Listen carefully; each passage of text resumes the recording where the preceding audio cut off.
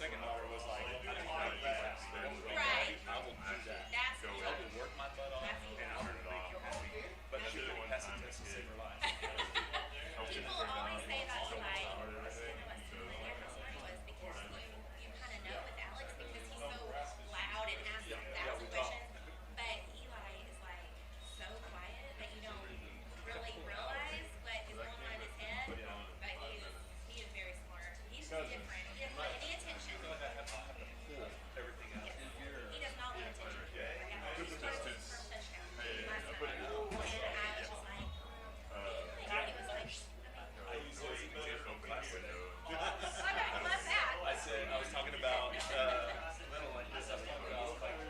standard deviation stuff, and I said, kind of like we're trying to predict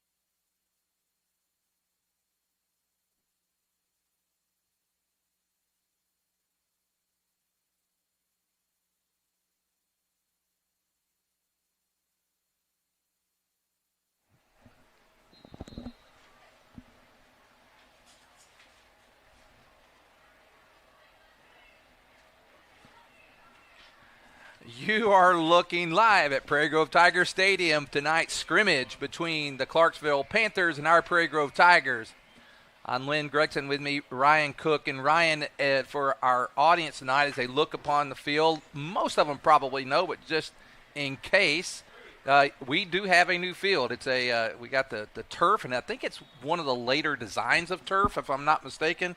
I know I've walked on it a few times, and it's been it does feel as close to grass of any turf I've ever walked on. Yeah, it doesn't feel like the concrete with a layer of carpet over it like it used to, with all the little black fuzzies or all the little black tire in it. It doesn't feel like that at all. Yeah. Well, I'll tell you tonight, we'll get into the contest a little bit and what the format's going to be. I just want to, first of all, we'd like to thank our incredible sponsors who support Prairie Grove Athletics. And a special shout-out, Ryan, to our legacy partners, Lewis Automotive and Pickett Constructions, their long-standing support really keeps our community, thriving.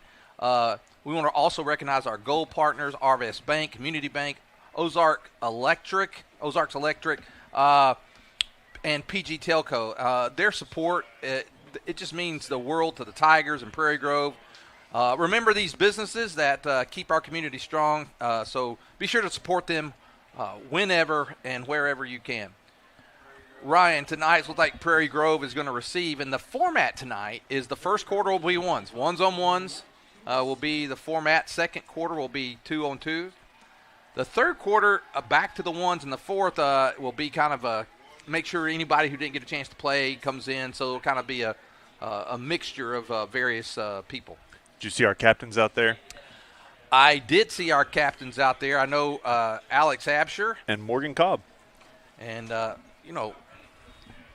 Morgan looks like he may have grown a bit. He since has. Last year. Somebody's been feeding that boy something, and muscles.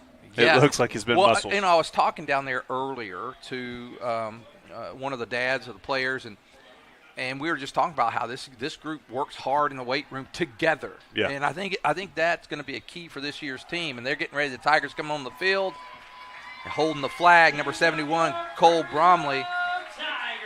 And the Tigers hit the field. And I was counting before the game, Ryan, when they were all out there doing their calisthenics.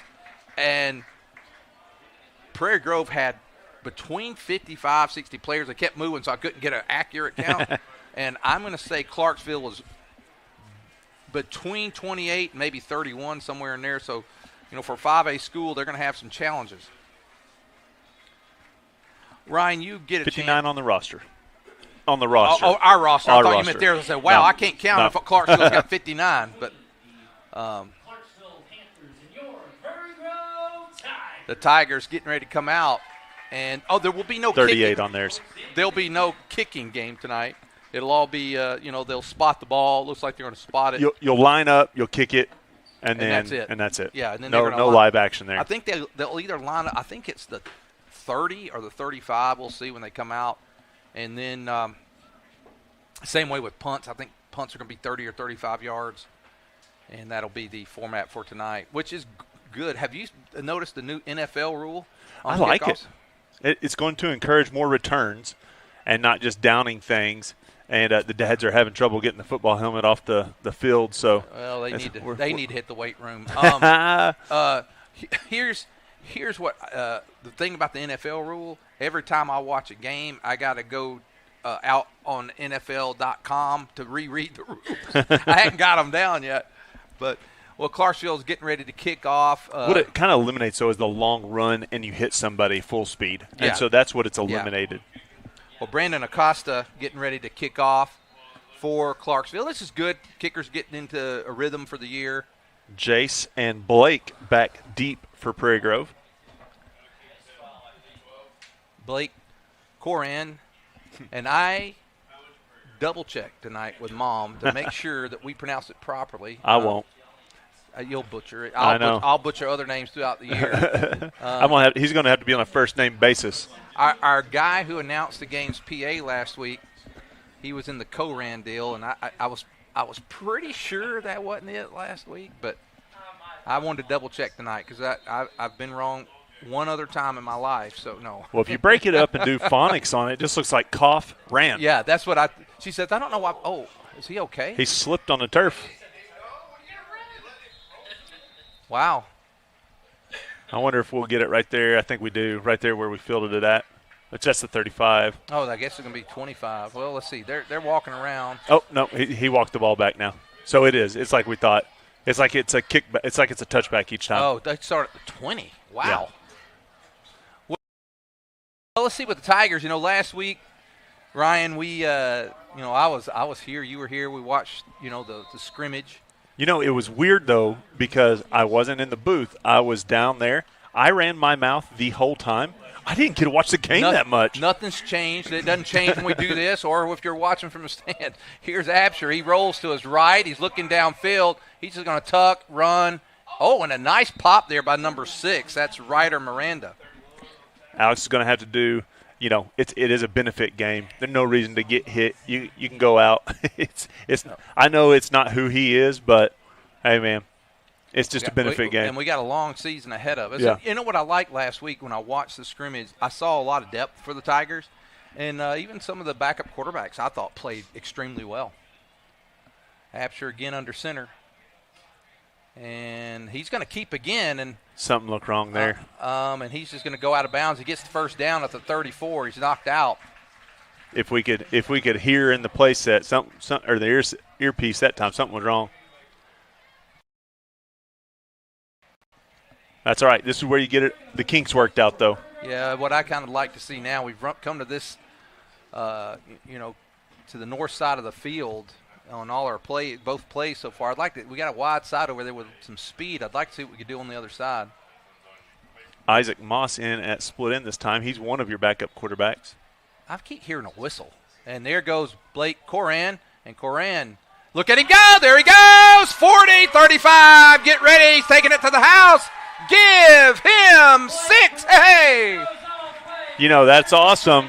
But the bad part is we didn't get to work on the offense and working the kinks out. A good long drive might have been good for us. Well, what I liked about the play, though, there was good blocking and then tough running because he broke a tackle. Yeah. Some guy squared up on him pretty good, and he broke the tackle and went all the way. Let's see if we got a kicker or we're going to go for 2 here. I don't think we have – kind of like your Peyton Higgins types. We will go for 2. Alex will get under center. Motion with Jace. He's going to hand to Jace on a little jet sweep there, and it's going to be good for 2. Just like everyone else was working kink outs, we're, a little bit up here. And, again, we want to recognize Southern Sports Network, our 3rd year of partnership with them, Ryan, and really enjoy Steven and Chris and all their people and the help that we have from them, and really have enjoyed the partnership. Yes, I will attest to that. All right, so kicker. We had Big Joe Sims last year, and we had Wyatt Parker. Both of them are not on the team. One from graduation, one I think is focusing probably on soccer. So I wonder what our kickoff will be. Yeah, who's the soccer one? It was Wyatt Parker last year. Parker, yeah. But I haven't seen – usually you could see his long blonde hair outside of his helmet, and I don't see it at the moment. So, well, we're about to find out. I talked to a soccer player not too long ago and told him he should go negotiate or try to negotiate with Coach Absher, see if he could get a place.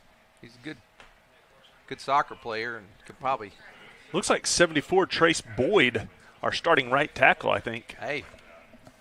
Might be left tackle. He might have been left tackle. Well, looks like this might have been left over from last year. Small animal. Don't let me forget my shirt. Boy, that was really nice. Thank you to the football moms. Yeah, that's nice. There we go. This is where you work it. The kinks out again. We got one guy misaligned.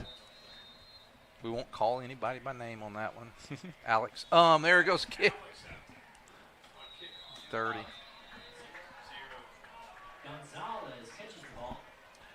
Well, if that's going to be the way he kicks this year, that we're going to have to get a little higher.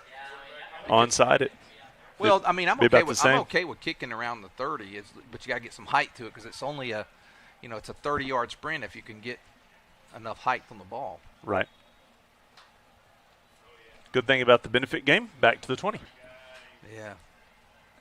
Looks like Alex and Moss will start at safeties. Brashears and Blake are your corners. Inside linebackers is going to be 63. That's Jackson Pierce. And 23, that's Kel Bray. Oh, nice. Jace is the first one I see there.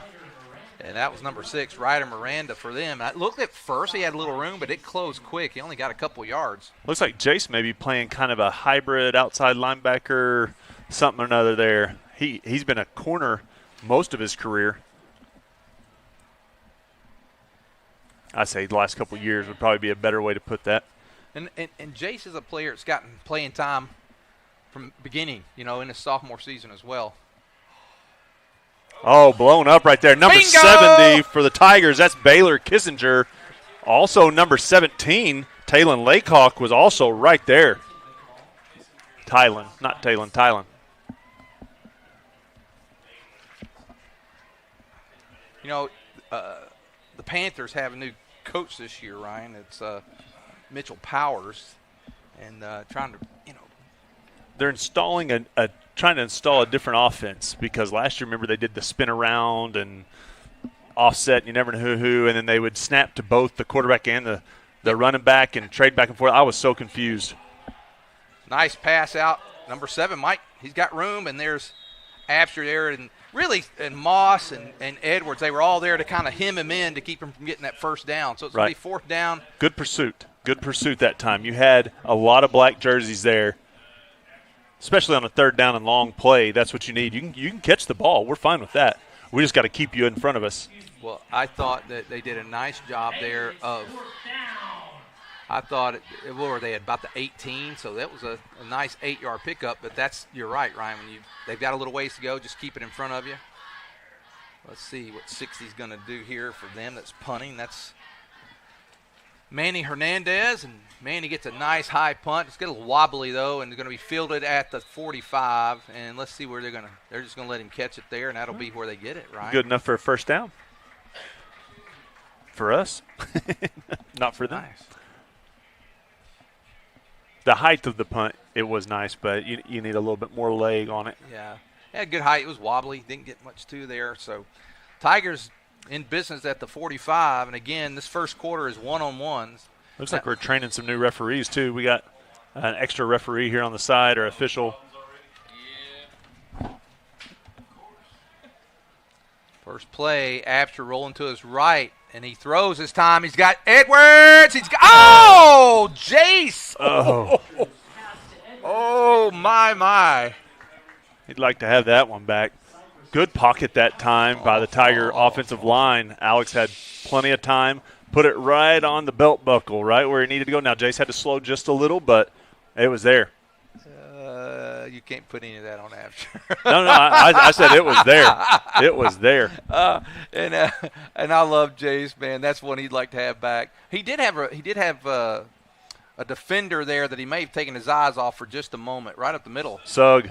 Man, look at Sugg. 24 trap. Sugg all the way down, maybe the 16-yard line, I think, is where they're going to – they'll spot him right there at the 16. Looks like number 7, Cypress Tuck, on the tackle for Clarksville. I'll tell you what I'm seeing on this team, though, Ryan. We've got a good mixture here of seniors and juniors. And we have a lot of explosive guys. We really do. It reminds me of some of our teams past, where you've got several different places you can go. Past couple of years, it's been around Miller and Hubs. And we have other guys too, but it seems like we got a few more weapons. And Jace. Edwards, give him 6. Hey, got a chance to redeem himself there, and he does. Good clean pocket again for the Tigers. And that's something too. The offensive line. Let's give credit where credit's due. Baylor Kissinger, Trey Froud, Caleb Wilson, Trace Boyd, and 59 is the last one. That is going to be Jose Aguilar. So really good job by those 5 up front, the Hogs. Base formation, and then we shift to a really heavy set, almost so that we could run like a sweep, and we are with Moss. And Moss, you know what? I like what Moss did there. He cut it up, went strong, gets the 2-point conversion. And I like the shift right there. I mean, that's a set you don't see often, and I'm sure it didn't give him much time to react to it either. Well, that's two possessions, 2 touchdowns, 9:11 to go here in the first quarter. Tigers up already 16-0. I'm Matt, one of the Lewis brothers, and excited to introduce you to our all-new dealerships located right on I-49, exit 65 in Fayetteville. The dealership is 100% focused around the customer experience, including the all-new Quick Lane Service Department, where no appointment is necessary. Just pull into the service drive, get checked in for service, and in addition, receive a free alignment check and a complimentary car wash. And enjoy our state-of-the-art waiting room. Come see it for yourself today in Fayetteville.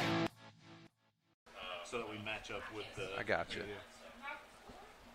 Okay, we're back as the Tigers get ready to kick again, and got the opening possession, Ryan, and went right down and scored from 80 yards in 3 plays. That was, I think, was that 4 plays, I believe, that time? And I have not been keeping notes. I'm terrible at that anyways, but normally I try to do it so I can give you some feedback, but I didn't know with the, only playing 2 quarters, I was like, we won't need the notes as much. Trace Boyd once again on the kick. We have several starters out there, man. Oh, the $50 touch. I got to read that one too.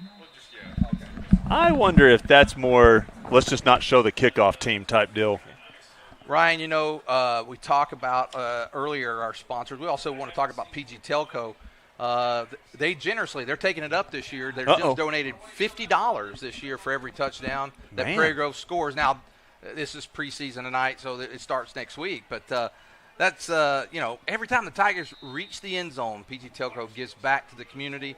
Let's make sure we cheer loud and proud for those touchdowns, knowing that each one makes a difference. And that's a big thank you to PG Telco. And There's a flag on the play, but I see Pierce and Alex Martinez in on the tackle. Hey, Bo, you got the old folks saying to turn it down, and you got the young folks saying to turn it up. Yeah. Well, I turned it way down. I can't hear it in here at all. Yeah, turn it up some.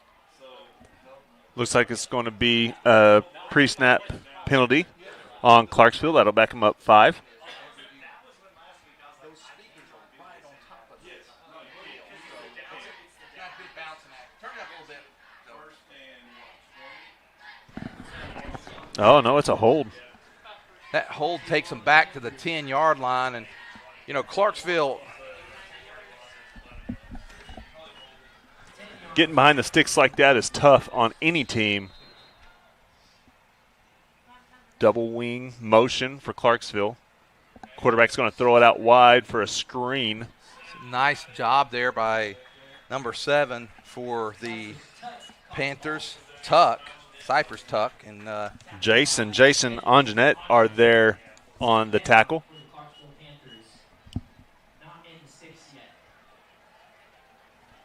Anjanette, a defensive end, flying to the ball, meeting Jace there. I guess Jace, Hub was telling me Jace is more of a nickelback this year, so he's kind of like that hybrid linebacker, secondary guy. He can do it all. I'll wait after this play. And here's another pass, quick one over there to the – whoa. Oh. Did he grab a face mask? Please say no. No, it looked like he got his shoulder pad. Oh, that's good. He made the tackle, though. That was Alex Martinez on the tackle.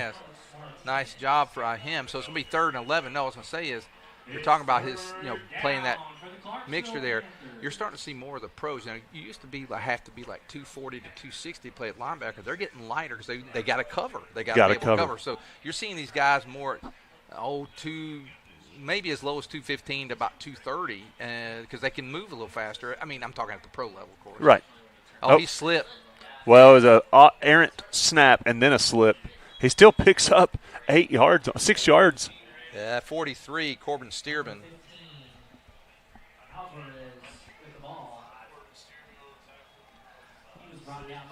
So it's 4th down, and let's see if I hope they don't go for it because it's going to get, and I know this is a scrimmage tonight, so maybe they do want to try something, but it's 4th and 5.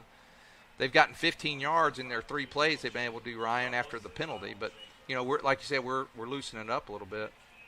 They're going to go for it. They're going to go, and they're working on their offense, and it's not a bad thing. And back to pass. He's in trouble. He throws, and over the head there of number 6. Ryder Miranda. But good job by Tylen Laycock that time. He was in the backfield. He's a tall guy. He jumps up in the air. Quarterback's got to bring it down, gets everything off schedule, and that's what's important. Now, if it's a scrambling quarterback, Tylen, as tall as you are, there's no need to jump, right? And that's something they need to work on there. You want to go ahead and keep your feet, and that way if he goes to scramble, you're still good. But you're tall. You're fine. That time it didn't matter because that guy was intended to throw, and so it worked out. But we'll take over on the 25. Wow. Let's see. You take a shot? Why not? Why not? I mean, you're at the 25-yard line, and I'd go straight back. And he's going to roll to his right, and he throws complete. That's 16. That's Sugg. Give him 6. One play. Oh, that's a nice one. Did you hear that one by Bo? The Sugway. I don't know. Well, we'll let him have it over the PA. Yeah, well. We will not be using that on the broadcast. Here it is, replay here. Swings it out there, and then he just outruns him. The guy had a little bit of an angle on him, but he got a hand on him. But a hand's not going to bring Sugg down. And with 6:54 to go, we're not even halfway through the first quarter. Tigers up 22-0.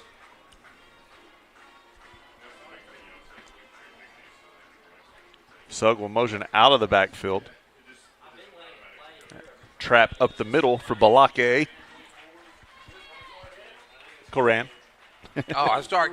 Balake. Well, when you said that, I'm like, who? Man, I know he'd gotten some more kids move in, but I hadn't heard that name before.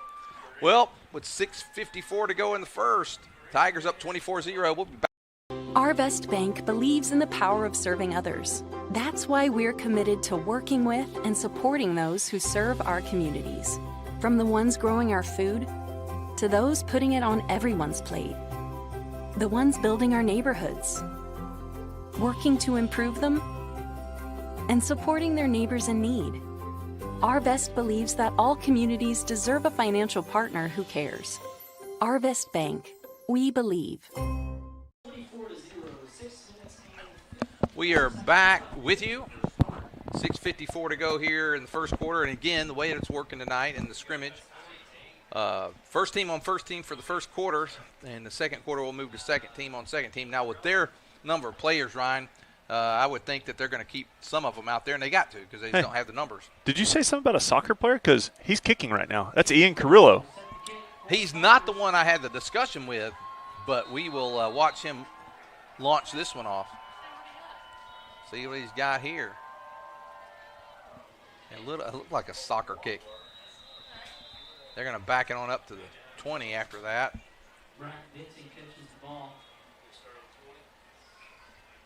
Ian Carrillo's older brother, Andrew Carrillo, played for the Tigers several years ago. Big lineman, right? Yeah. He is one of my engineering students, and he is now an electrical engineer as a profession and doing really well. About 15, right? He was in the same group as Gollin. Yeah, so 15. Yeah. Oh, 16 year, 15 football season. Right. Yeah. Quarterback, Alvarez. He keeps and wow. Trying to see, we had a couple guys there. Looks like Jace, Tylen, and looks like Slaughter, 77. Ty Slaughter.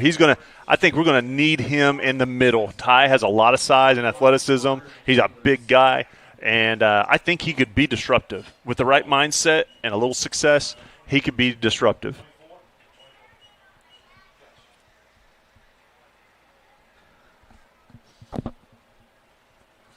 Outside linebacker position now, number 25. That is Luke Bannon.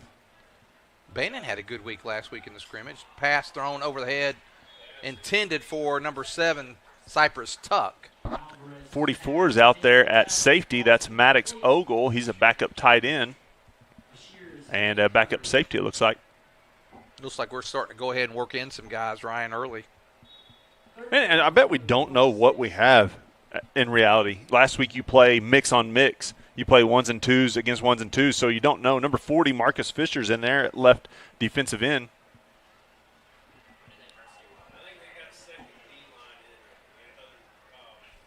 Straight drop.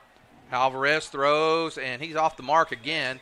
A little weird in his motion that time. It looked off. It looked like he was aiming it. You know what I mean? It didn't look as natural. Brashears was on the coverage, and that was Tuck again, the intended receiver. We're almost halfway through this first quarter, Ryan. Tigers. It's 4th down for the Panthers.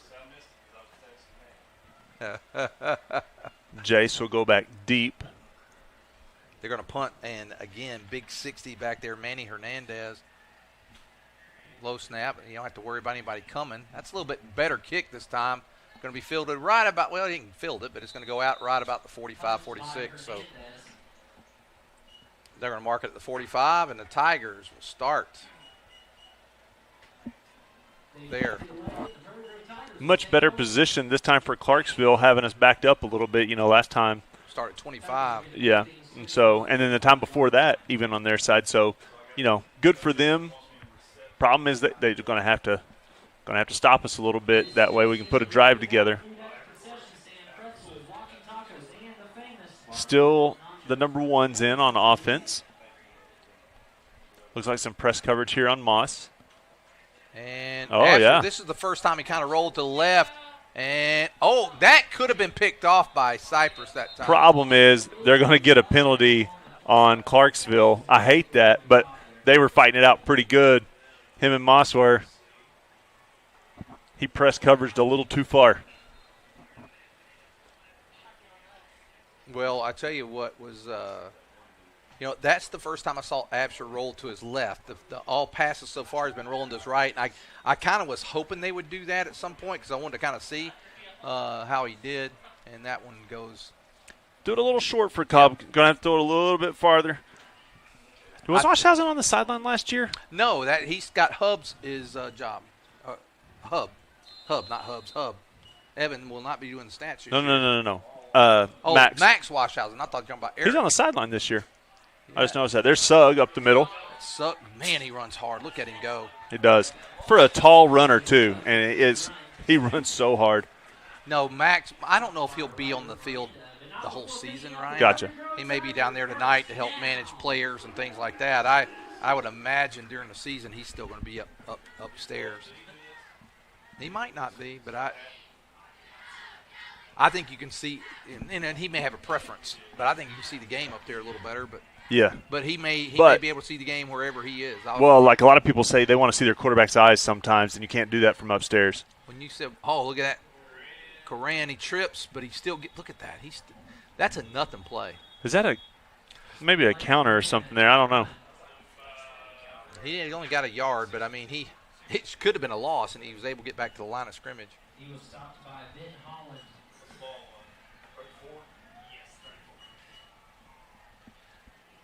Ryan, this is our 15th year of our broadcast over the internet, and I have an idea I want to run by you. And I want to say it on air in case we decide not to do it. But 15 years we've been going at it. Is that? I'm trying to think of when it all started. 2000. Well, there he's got it. Overthrows intended for Brashears. No, the first thing I think we ever did, Kendall did the 2010 state championship game. That was before the AAA got in, right. Owning all the rights and that kind of stuff. And the next year's when we started it. Those early days, we had these huge boxes of stuff. And oh, my gosh. It was a lot of fun. But I was several years down the road, and I remember the boxes that they carried. Nacho and them up and down the stairs. Nacho. He was young back then. CEO of David's Roofing. Now, Coran. That one's going to go out of bounds. Whoa. Oh, ouch. That's not a good.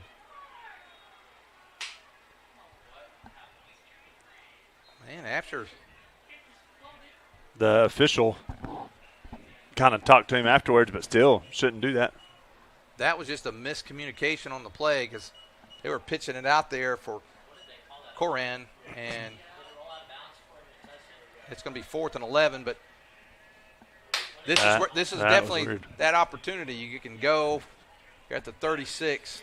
Now, with this kind of lead, you can take that chance. You know, in a close game here, that's something to consider, trying to pin them inside the 10. Right. But I think this is where Coach Asher is going to go. It's going to be a pitch this time, Coran, and Blake's going to be dropped short. He fumbled when he hit the ground, so I don't think it was a fumble, but there is a penalty. And is that on us? Did we move a little quick here? I think they're going to get a block in the back. And if they do, it's holding, and they can decline this. If it's a false start, I don't know that they can, but they're going to hold. I imagine it's going to be declined. Why wouldn't you decline that? Why wouldn't you decline a holding penalty? That's not, well. Maybe I don't know. They're trying to figure it out, and I think they're right to decline that. Are you kidding me? Okay, we have a former coach up here. Okay, there we go. I was wondering. Yeah. That ball's back. It should be at the You really want your kids to line. work on their defense. Yeah. Let's see how many chances we can give them. They're up 24-0. Let's see how many more we can give them. I thought they weren't going to do that. I think the refs are working out the kinks too, Ryan. That's right. That's right. It's their first game too. All right, number 1 in at cornerback. That's Connor McCarty, senior. Looks like Reed, number 75. He's in at defensive tackle. That ball should have been at – oh, no, they had to – no, that ball should have been at the 23 if they can't – you know that? They did mess up Ryan because he got down to the 23-yard line, and the hold shouldn't have – up the middle. Maybe they took it at the place of the hold is what it looks like to me, because they walked back 10 from the line of scrimmage, but that's not correct. If you decline the penalty, right, it should be where the ball was. Where the ball. But the officials, what they did is they just walked the 10 back. Yeah, they did. But that's not not what it should have been. They need to work that. Jackson Pierce, if it was a real game and it was a conference game and important, I'd be running down the field, Ryan. That's wrong. Trying to give some looks here. You have Slaughter and Reed in it, are both our D tackles. That's a big set of tackles there. And they're going to get it. And no. Tylen and Jackson Pierce in on the tackle. You know, I think I remember their quarterback from last year. Alvarez. He was thick. He's thick. He's a thick. He may have lost a little bit since last year. I think so, too. I mean, when I say lost, I'm talking about his size. Size. Yeah, maybe he grew taller. But him and number 20 were the backfield last year, I remember, and you wouldn't know who they were snapping to. And sometimes he was the lead blocker because he's the biggest guy in the backfield. He's big. He looks like he's trimmed up a little bit. I don't know if he's lost weight. Maybe that's little brother. Well, he's going to drop back on third down. Throws. And he's got it. Look at there. Alex has to play the ball a little bit there. He got beat, caught back up, put a hand where it was supposed to be, but he's got to play the ball a little bit. Well, Cypress Tuck, nice job for him because he's looking back into the sun there, Ryan. So he's got to, he had to concentrate. Nice play. They've been trying to get it to Tuck several times. They are successful that time. And for the first time tonight, the Panthers are in Tiger territory at the 21-yard line. So their defensive stop. Change the field. Yeah, and then they come up with the big play on third down and a little bit of movement. I don't think they're going to call it. That's a low pass to 26. You'd almost rather not catch that one because you lost yards. Yeah, Isaiah Frias there. And I'm glad he caught it because that makes that clock run a little bit. Second down and 10 for the Panthers. Now, I would imagine that Clarksville here are 4-down territory for sure, although they may work on a kick. Because they may have a kicker. Because last they have a good soccer program. Yeah, last year, I think they kicked a field goal or two or tried. It looks like Froud and Kissinger in at D tackles this time.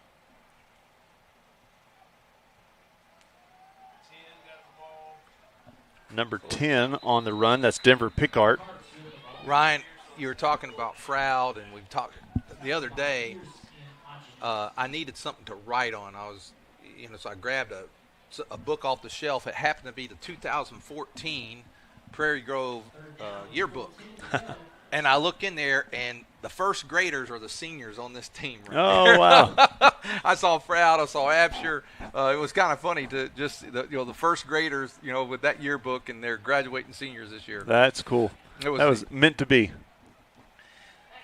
And he's looking, throws, and oh! Well, we've traded one. That almost a repeat of Edwards there. That time Tuck drops it. And I shouldn't pick on Jace. I wonder I really love Jace. what the coverage was that time, because Martinez kind of looked like he thought he might be playing zone, and it looked like maybe everybody else thought a man. Well, I think what you got to think about there is if someone's watching this, one of our future opponents, what you're looking at there is he was open. So what did they do right? Of course, it wasn't fully executed, but it's 4th down at the 21. Be hard not to go back to that. Not necessarily right now. They're going to take a timeout. Let's do it with them. With 1:55 to go in the first, Tigers up 24-0. Shelby, one of the Lewis brothers, and excited to introduce to you our all-new dealerships located on I-49, exit 65, right here in Fayetteville. The dealership is 100% focused around the customer experience, including our all-new quick lane service department, where there's no appointment necessary for an oil change. It's easy, just pull into the service drive, get checked in for your service and a free alignment check, and a complimentary car wash. Stop by today and check it out for yourself. Exit 65, right here in Fayetteville. Ryan, for those watching on PG Tigers Online, if you haven't already, please consider subscribing, turn on notifications by ringing the bell. It's the best way to keep up with your Prairie Grove Tigers. And,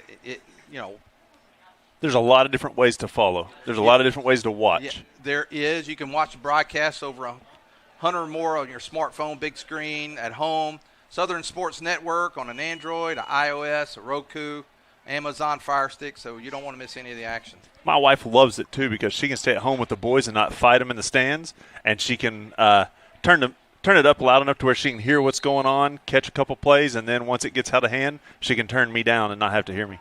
Yeah, she has to do that enough, and that's not and that's going to be – I think the play they had was good play. I think it was good coverage that time by Martinez, because I think the play was to get over there, and he had that blocked off, and he couldn't really get to where he wanted to go. Which is a good defensive stop that time by the Tigers. That was 4th down, so it'll be a turnover on downs.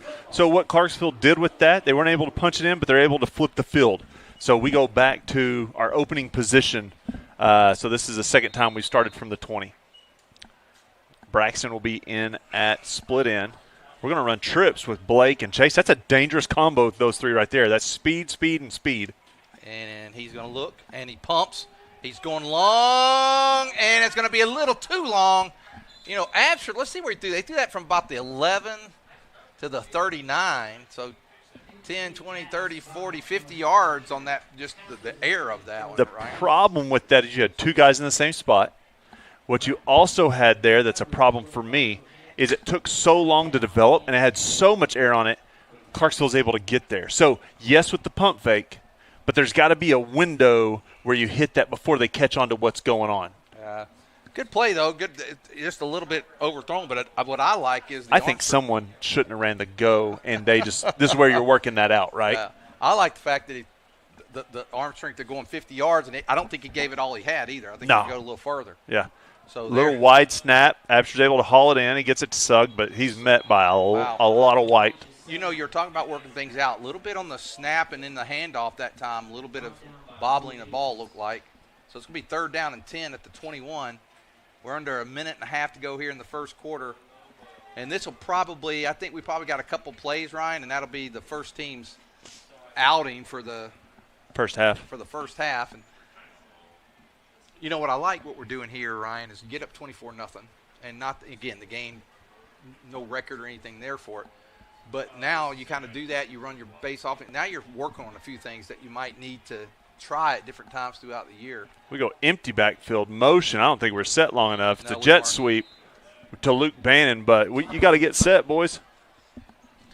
So we're going to back it up 5 to the 16, and it's going to bring up 3rd down and 15 to go. And I know why we shift so much like that. You can get it. That's your advantage because the defense doesn't have time to adjust also. But you got to be set. That's part of the rules. Martinez will run the play in this time. He's a big wide receiver. He's really built like a tight end. Man, the blocking that he could potentially do out there on the outside, I think that's a big advantage. They're going to load over here to the side.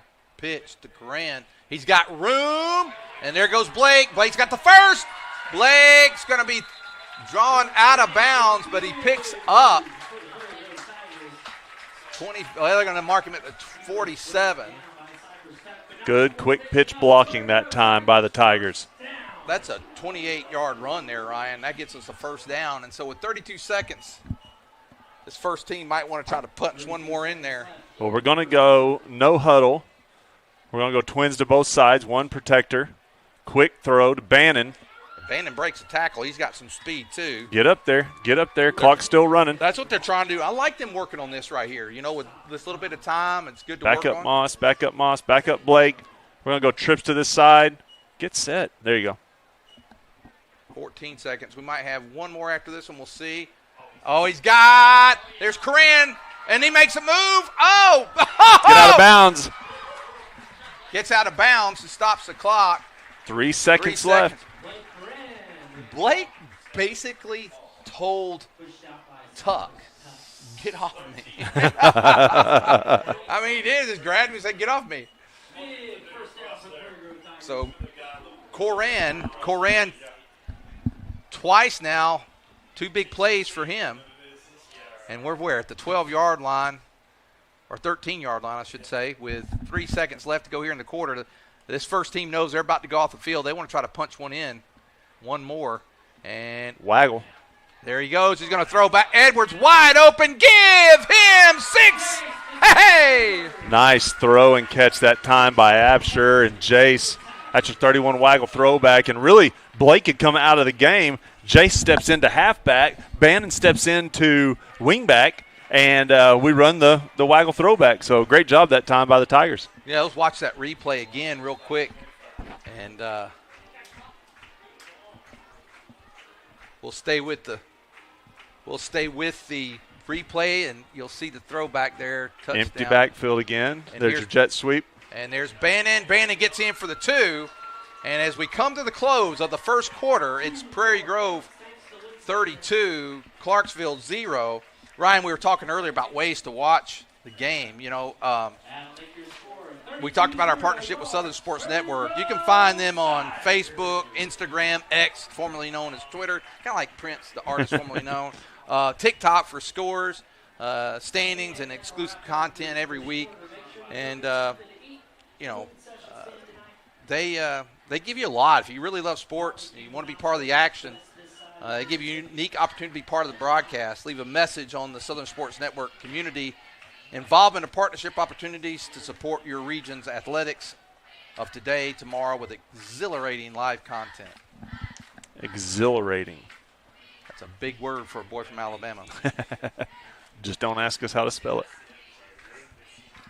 So we're going to pick up here as we get ready to start the second quarter, and we should see from Prairie Grove, and I think you will from Clarksville as well, but I think the one thing with Clarksville here, and they're going to reset the score, Ryan. It's going to go back to 0 for the second quarter. It'll be 2 on 2s. And Perillo going to line it up. A little bit better kick this time, and that's going to drop, and that's like – that's the one you want right there. He probably couldn't see it in the sun, to be honest with you. Yeah, I'll tell you something, man.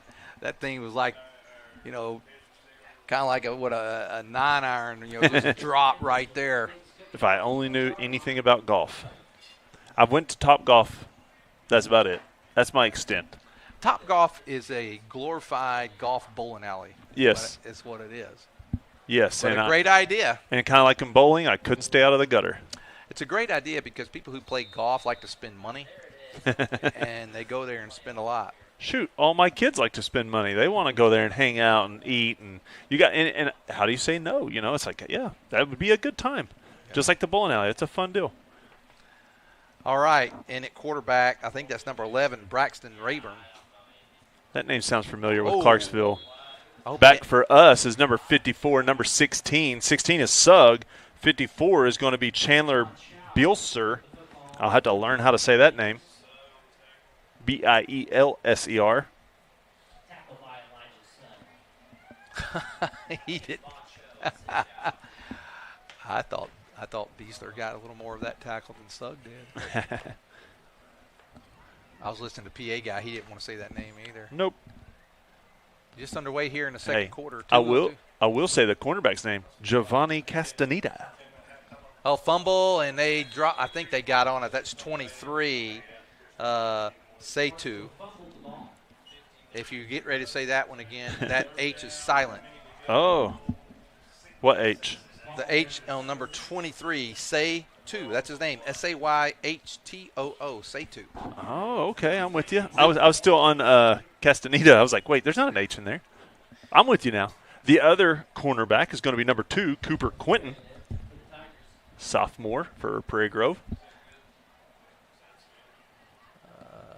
And 5. Oh, man, he might have got a face mask. 26. Yeah, they got it. They got him on the face mask. Preston Phelan in on the tackle. They chose on that tackle, and they're going to get 15 and automatic first right there. So, but, you know, when you said Cooper, it was funny last week. We were talking about some old teams just up here in the press box. And of course, Cooper Winter's quarterback, you know, I think he was quarterback for 10, 11, and 12 seasons. And I walk out, and I'm walking across right here in the front, and there he is. There he is, sitting right there. And good to see him. I was running my mouth on the side by the fence down there where I used to stand before you invited me up here, and he walked by and gouged me, and I was like, hey, long time no see, man.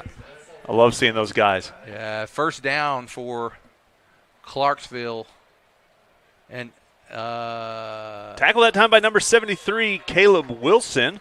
The other guy who got most of it was number 40, Marcus Fisher. Well, you know something, Cook? They got 2 yards off that play because that play ended at the 14-yard line, and they gave it to them at – oh, I guess that's right, though, because it was a penalty. They probably did it from the previous spot. That was 16. Gotcha. Okay, that was right. That was right. In at inside linebacker, looks like number 36, Holt Caswell, and number 9, Luke Parrish. Well, we're getting some guys in, and I think it's the more and more that you can get guys in. Well, this is your depth. Yeah. And some of these guys haven't played a lot yet, and they're sophomores and getting used to this. 54 on the tackle that time for Prairie Grove. That's Beasler again. Belser is the way he pronounced says it. Belser. We're saying we'll see if Bo's right. We'll use it, and then when Mom and Dad come and tell us. B-I-E-L, Jessica Beal. That's why I went with Beal, and then Sir, S-E-R. Doesn't make it right. It just makes it Cook's method of reading. It's reasonable. And straight drop, throws, complete, and nice pitch and catch there in the first down for the Panthers.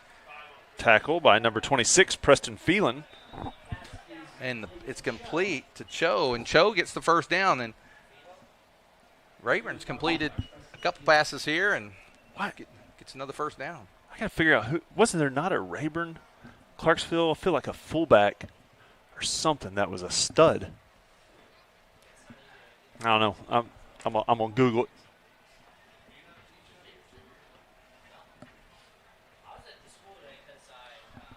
First down and 10 for Clarksville at their own 41, and they've got, that penalty got them out of some. And now here comes quarterback, and there he goes, going to be tackled there by number 2. Cooper Quinton. And Rayburn. He gets about, let's say, we'll call it 6 yards on that play. And they're kind of going no huddle here too, Ryan. I was listening the other day, and you see a lot of no huddles, and there's a lot of complaining in college of people stealing their signals. No one stole your signals whenever you went to a huddle. You didn't have to worry about that, That's true. It's funny that guys are just owning it now. It's not even – not even hiding it. Heck, guys that win national championships, they do it with no problem. Yeah. Good tackle that time by Trace Boyd, number 74, and I think Trey Fowd also in on that.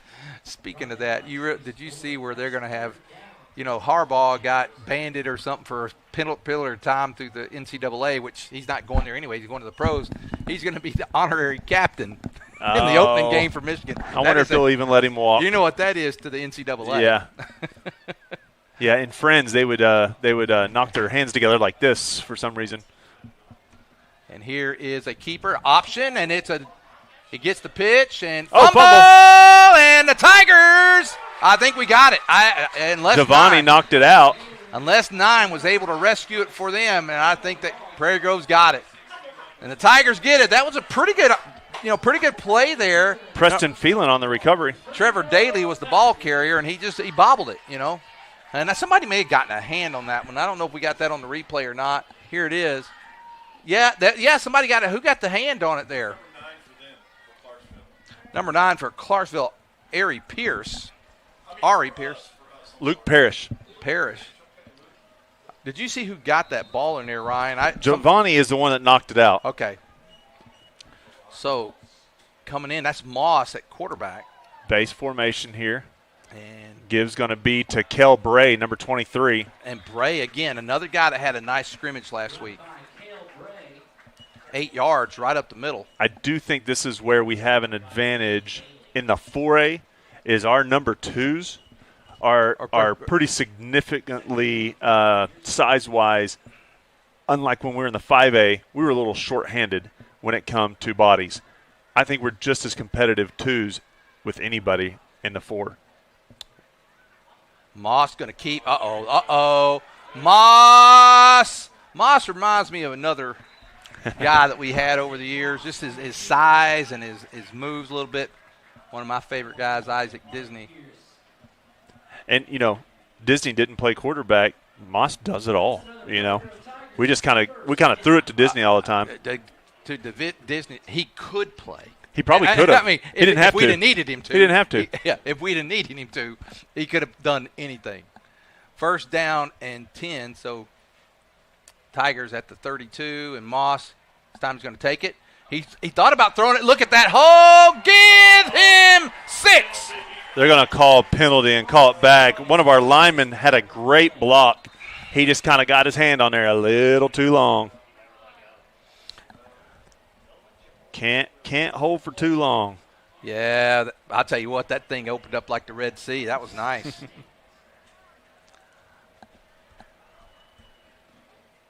I'm looking down at the number of coaches that Prairie Grove has. I'm, Coach Elder over here doing the clock.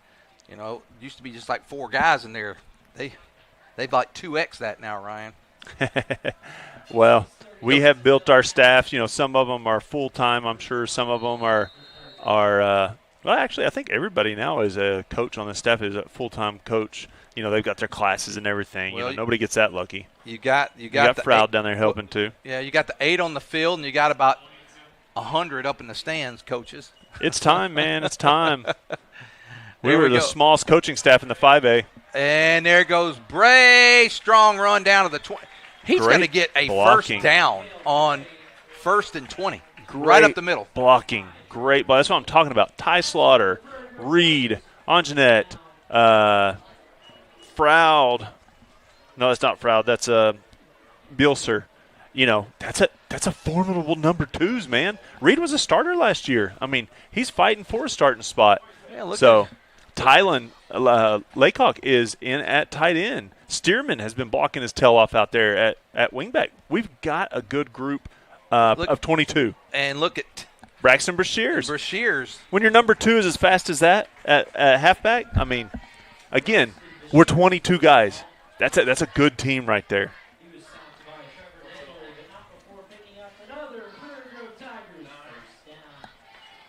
Well, that's it. It's going to be 1st and goal. They're going to spot that at the 10.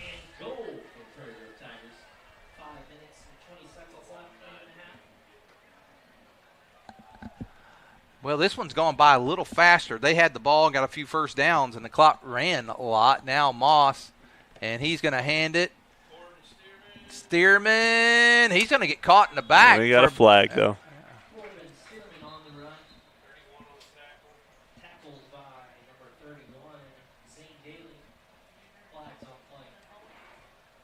You would think a hold out there, yeah.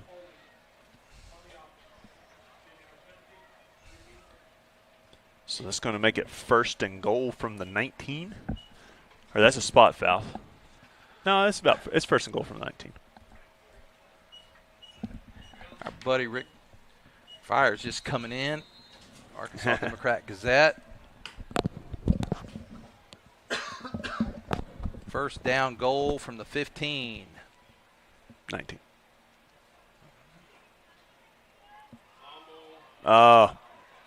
Did we fumble it? Yeah, the handoff. Something was wrong with the handoff.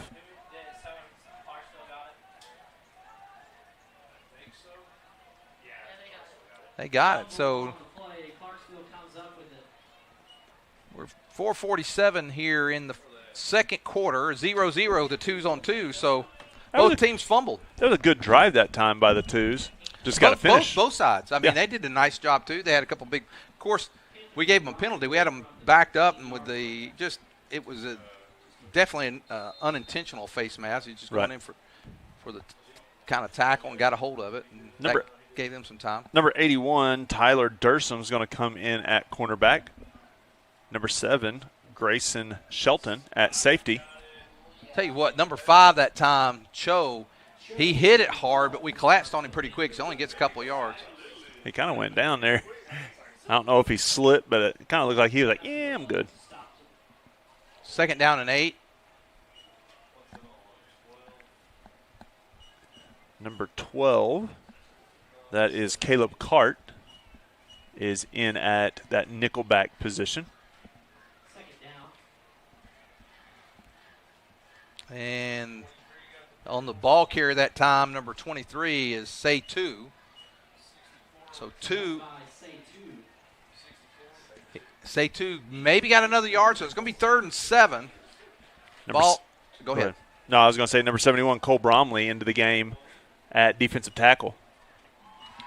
You know, I think if we can hold them here, Ryan, our 2s will get a chance to do a little, managing the clock.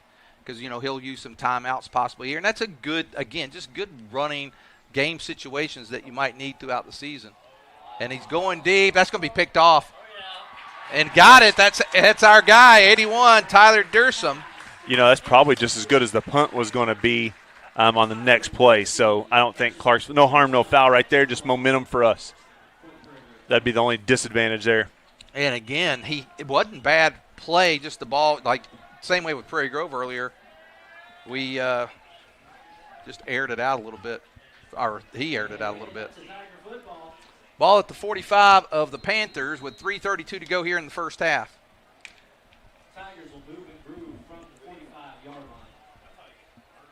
line. Moss under center once again, base formation. And this time. 31 sweep to Braxton Brashears. And Brashears, he gives him 6, no flags. What was that about the time management thing? Oh, yeah, it won't be happening. That managed 10 seconds right there. That's about it. Another touchdown, and just a reminder, not tonight because it's preseason, but PG Telco, $50 a touchdown. They took it up. Heck, they may pay for tonight anyways. Those guys, they're pretty awesome. Yeah, while we get ready for the play here, and who's coming in? Looks like 35 is bringing Martinez. the play in. Oh, I was like, the band's not even here. Yeah. Ryan, I bet you've seen that dance enough that you could probably do it. Yeah, let's not. Looks like X flank and 31 sweep. That's number 1. He just walks right on in. Connor McCarty. And McCarty. So, Ryan, with our sponsorship, or our partnership with Southern Sports Network, they do the Victory Bowl draft, and that's coming up. It's the 3rd annual Victory Bowl draft for 2024. The best semi-pro players from the region will have the opportunity to be drafted, showcasing their talents for a shot at potential professional roster. Join Southern Sports Network this year on Sunday, August the 25th, live from Hampton Inn and Suites in downtown Tulsa. Don't miss the rematch between Billy Perry's Billy's Goats and Marcus London's Legend. Billy Goats. Yeah, GOA, like great of all times. And that'll be happening, that game on Sunday, October 20th at 3 p.m., so mark your calendars for that.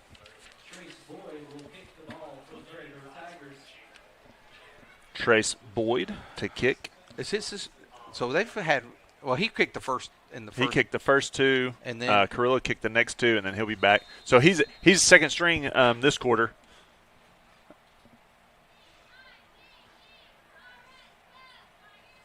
Pretty good kick that time. Yeah, not a lot of hang time, but distance was the farthest one. Yeah. All right, with 3:22 to go here, first half, Clarksville's going to bring their guys in, and run it.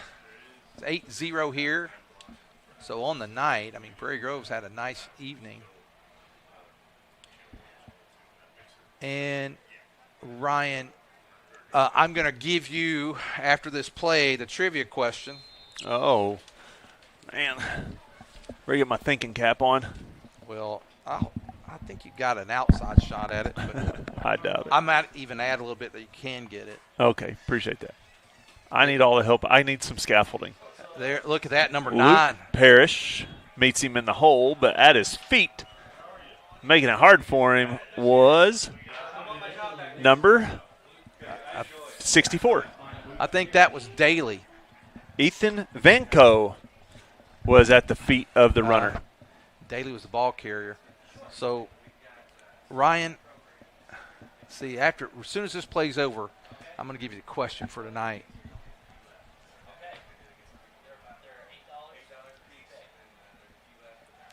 Straight drop.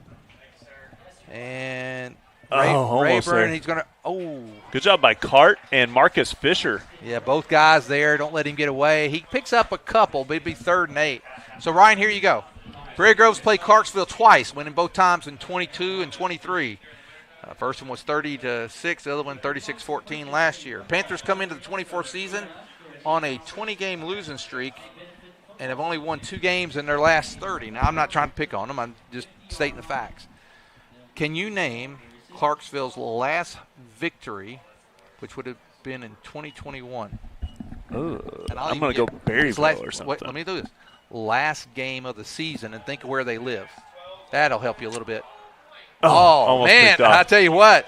I had another one. Hey, Tyler almost got him a second one. It's going to be 4th down. So if you're trying to tell me where they live, then it would have to be a team probably in their conference with them. I'm thinking like the Pottsvilles and Dardanelles, and I'm trying to think of what else is right there at Clark. Pottsville and Dardanelle are my 2 that keep popping into my head that are right there. But both those teams have been pretty decent. Who is not down there? Or would it be smaller or rivalry? I'll even give you a hint. Yeah, I need it. This team actually won a state championship in the 5A in 2013 season. Punt on the way, not a great punt. It's going to go out of bounds at the 44. I don't know on that, so I'm just going to go with the Dardanelle because that's a good guess. Who was it that won? The Devil Dogs. Malvern? Morrilton. Yeah, Morrilton. They beat Morrilton 35-28 last game of the 21 season. And I say that to say this, and this is, again, nothing on Clarksville. I think I've seen a lot of good things from them tonight. You know, they've got some things to build on. But one thing, when you have a game like this and you kind of, you know, we dominated that first quarter with our ones, you don't want to get a false sense of what you might have. And I don't think we will because we got a tough game. We got our first 3 games of the season are some tough games. Yeah. Cart in at quarterback is going to be a quarterback keeper. He goes almost, gets close to the first. And we play next week, Sequoia Tahlequah. Yeah, you know, they used to be a powerhouse over there. Now, I don't know. I haven't kept up with them. My family, I had some family that lived over in Tahlequah for a while. And at that time, Sequoia was top dog around there. Kind of like the Shiloh in a way. Yeah. And they will so that'll be first game. And then second game, of course, the Battle of Highway 62. And Bray cuts back. Look at Bray. Hey, Bray inside the 20, down close to the – they're going to mark him at the 17 with 1:44 to go here in the first half. Number 52, Edgar Castro Cruz, is on the tackle for Clarksville. Tell you what, we got a nice crew up here doing this clock management this year. They're better looking than the last one, at least. I wouldn't go that far, but they don't have that personal interest on some of these plays. That clock's in and right on time every time. Cart's going to hand off. It's going to be the reverse to Stearman. Stearman walks in. Give him 6. Stearman gets it, makes it 14-0 for the Tigers, and they'll have a 2-point try with 1:23. Now, I wonder if Coach Absher will try any ones tonight, because if you're going to kick any, this is the night to do a little kicking, you know. It is, but if he's not going to use it, he's just not going to use it. Well, I know for years For years, I never. And then it was Landon Allen. Allen. Landon Allen. You got a guy like him, you got to put him out there. And then what was the other kid that tied his record? Peyton Higgins. And they both own the record, I believe, for Prairie Grove. I have to double check my. Man, look at that little stiff arm there by Brashears, and it's 16-0. 1:23 to go here in the first half. Our Twos take a 16-0 lead. We'll be back after this.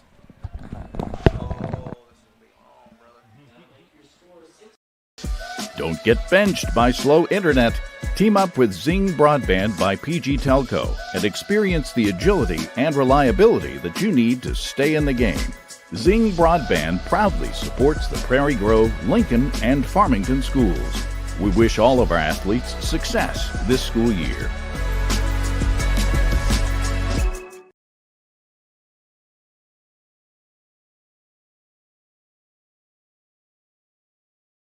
And if you're just joining us or didn't see everything, in the first quarter, it was the ones-on-ones, the first teams against first teams.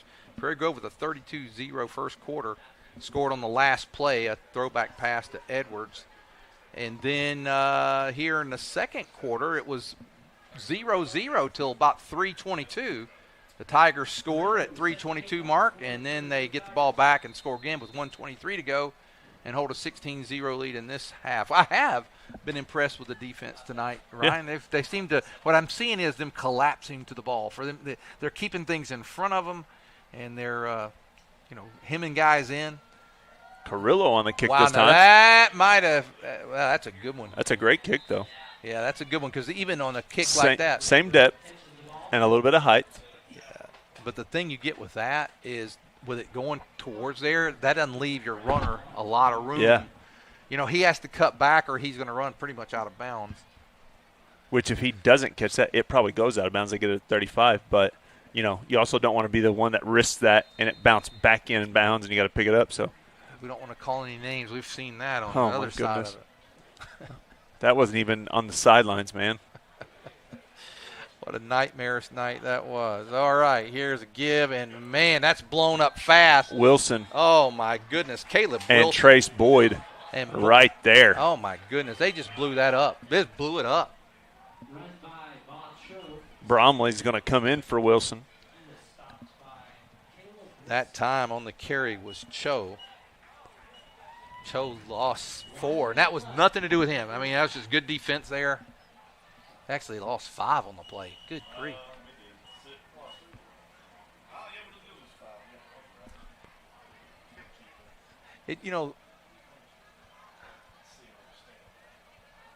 Oh, man. Pressure that time, too, but the quarterback gets out of the pocket. He's, I want Giovanni's going to get him down, though.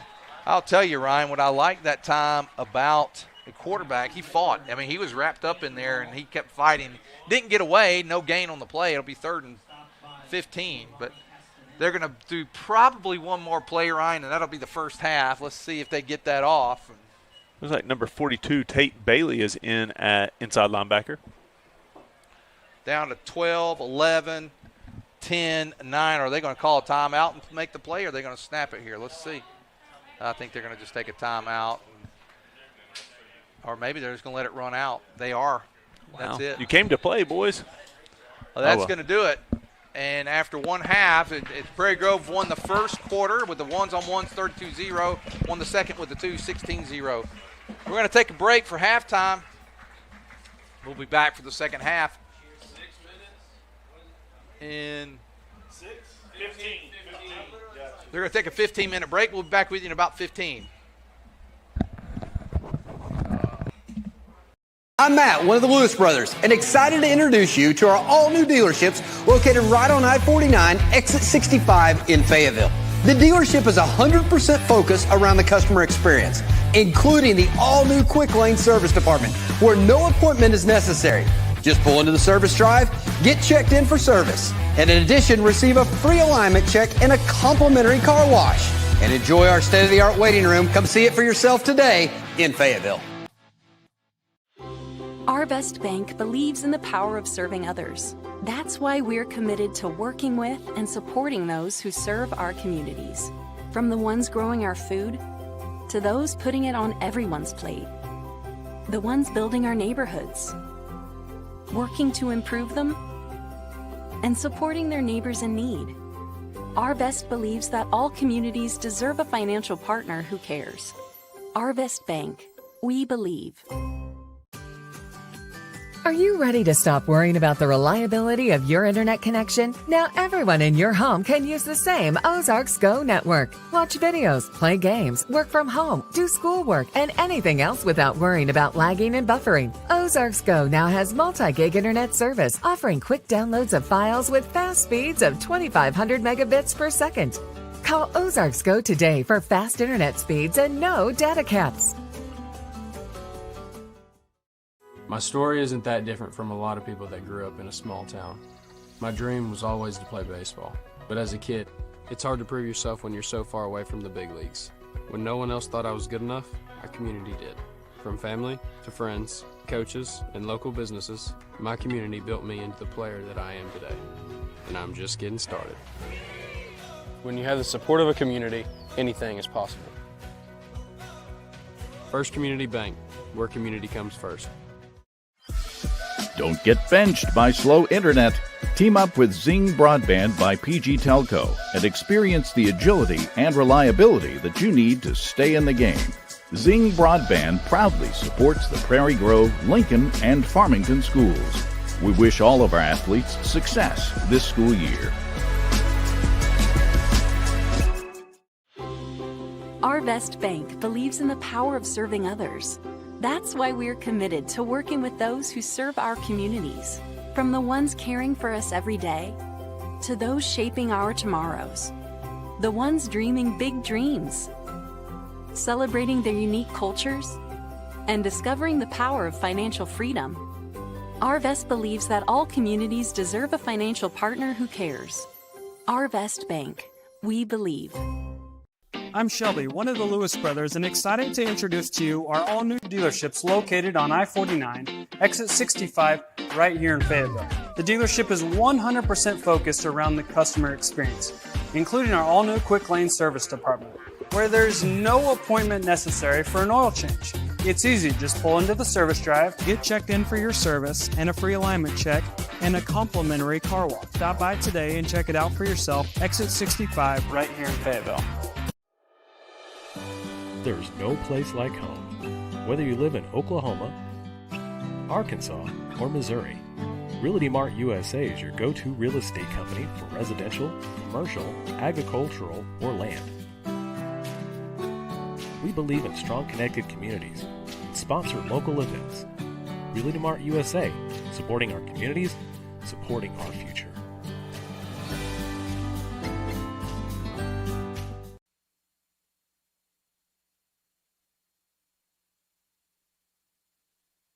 I'm Matt, one of the Lewis brothers, and excited to introduce you to our all-new dealerships located right on I-49, exit 65 in Fayetteville. The dealership is 100% focused around the customer experience, including the all-new quick lane service department, where no appointment is necessary. Just pull into the service drive, get checked in for service, and in addition, receive a free alignment check and a complimentary car wash. And enjoy our state-of-the-art waiting room. Come see it for yourself today in Fayetteville. Arvest Bank believes in the power of serving others. That's why we're committed to working with and supporting those who serve our communities, from the ones growing our food to those putting it on everyone's plate, the ones building our neighborhoods, working to improve them, and supporting their neighbors in need. Arvest believes that all communities deserve a financial partner who cares. Arvest Bank, we believe.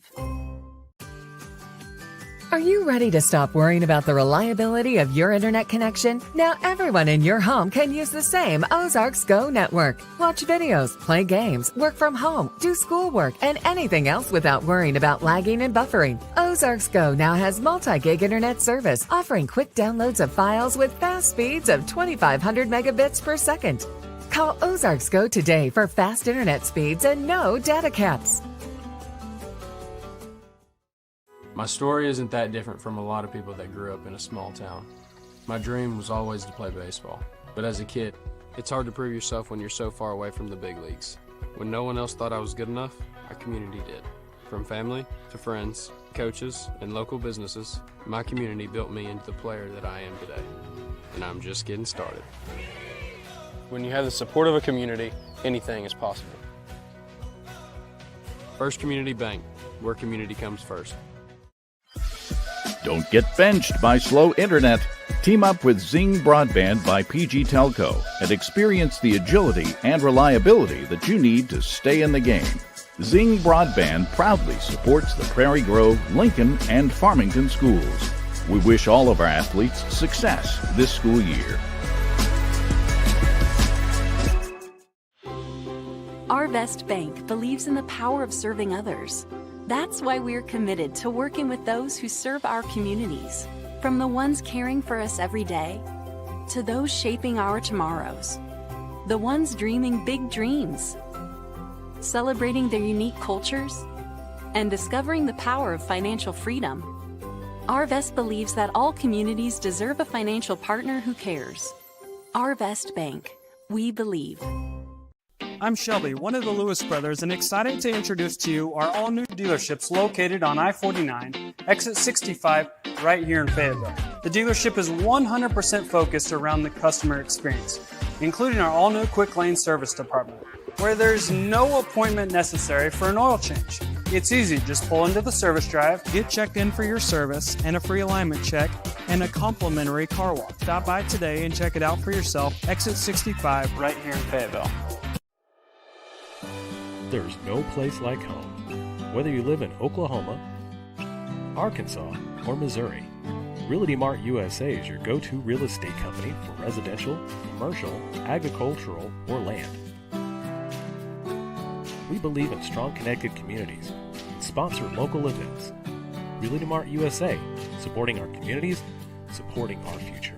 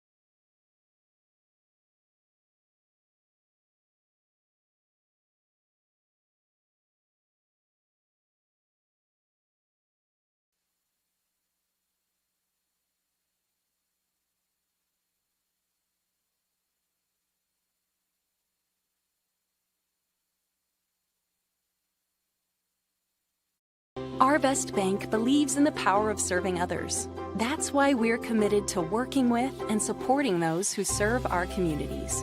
From the ones growing our food to those putting it on everyone's plate. The ones building our neighborhoods, working to improve them, and supporting their neighbors in need. Our Best believes that all communities deserve a financial partner who cares. Our Best Bank. We believe. Are you ready to stop worrying about the reliability of your internet connection? Now everyone in your home can use the same Ozarks Go network. Watch videos, play games, work from home, do schoolwork, and anything else without worrying about lagging and buffering. Ozarks Go now has multi-gig internet service, offering quick downloads of files with fast speeds of 2,500 megabits per second.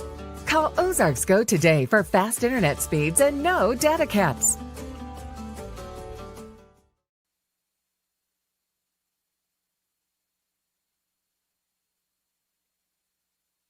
My story isn't that different from a lot of people that grew up in a small town.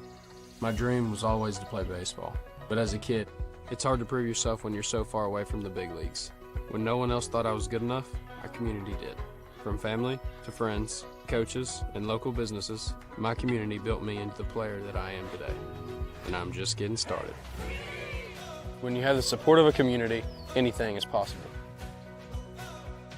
First Community Bank, where community comes first. Don't get benched by slow internet. Team up with Zing Broadband by PG Telco and experience the agility and reliability that you need to stay in the game. Zing Broadband proudly supports the Prairie Grove, Lincoln, and Farmington schools. We wish all of our athletes success this school year.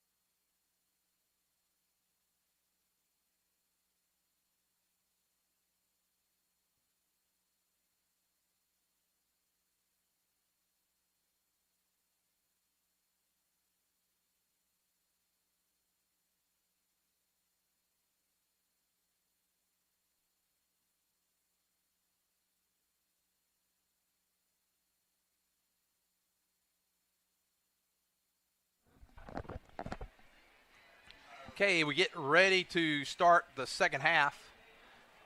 Prairie Grove got the ball to start the first, and it looks like they're going to start, Ryan, it looks like they're going to start the clock, not the clock, but the score over again. Prairie Grove ones. It's supposed to be. I like that, though. Yeah, it's supposed to be ones-on-ones again.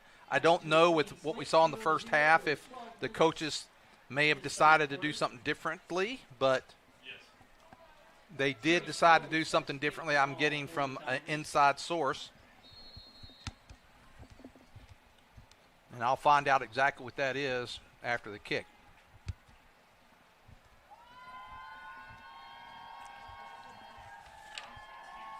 Trace Boyd on the kick. And Boyd gets a nice one. Again, this is good. It's fielded there by. They just need to warm up, Trace and Ian both. Excuse me. We will run our ones on. Looks like Cobb and Kissinger as your D tackles. Sugg and Tylen Laycock as your defensive ends. Pearson Bray as your inside linebackers. Moss and Absher as your safeties. And then Blake and Braxton as your corners. And then number 12, Cart, will come in probably at that nickelback type hybrid. This time, quick pass out. Oh, that's another one that he dropped, Ryan. It's number 7, Cypress Tuck. You know, Ryan, he's dropped 2 or 3 tonight that have been open. And again, as I said earlier, if you're watching this play, you're like, okay, this is working. It can be executed. And so I hope when we go back and look at some film that we see some things there that might. Well, yeah. What happens if he catches that? Yeah. You know, because you got to think that gets completed, and then what does it look like? We had one guy out there. Did we have the second guy coming? You know, because there was 2 out there for them. And they got him. Cobb almost had him, but Sugg finishes it off. Ryan, just real quick, and you know, as we just now come out of halftime, I just want to remind everybody of our fantastic sponsors helping us bring the game to you tonight and support Prairie Grove Athletics. Our legacy partners, Lewis Automotive and Pickett Construction.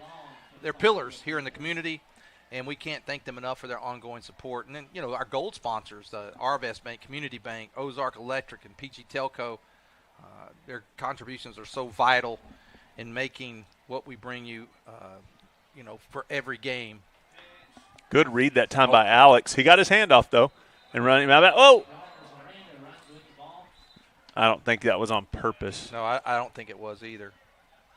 And that's also the new official, so I don't think he knew to throw the flag anyways. He had his hand up around his face mask for a minute. I was afraid they might call him, but he got his hand off, though. I mean, that's what helped. He didn't make the tackle by that. He kind of got his hand removed from there. But he kept his momentum away and carried him all the way into that fence down there. Well, it is 4th down, and back into punt is Manny Hernandez. And Hernandez has had a few opportunities tonight, and it seems like he's getting better on each kick, and that one's even better. Look at that one. That one's going to back Edwards up to the 37-yard line. You know, if Jace is our guy back there this year, Ryan, he could do some things with some punts this year. Oh, he's electric. And two, just make sure you got the safe hands, and, that's always number one. But we've got several guys that could field punts and do damage. So that shows a lot of trust in Jace because we have some guys. You got Moss. Moss can do it too. And your Disney lookalike.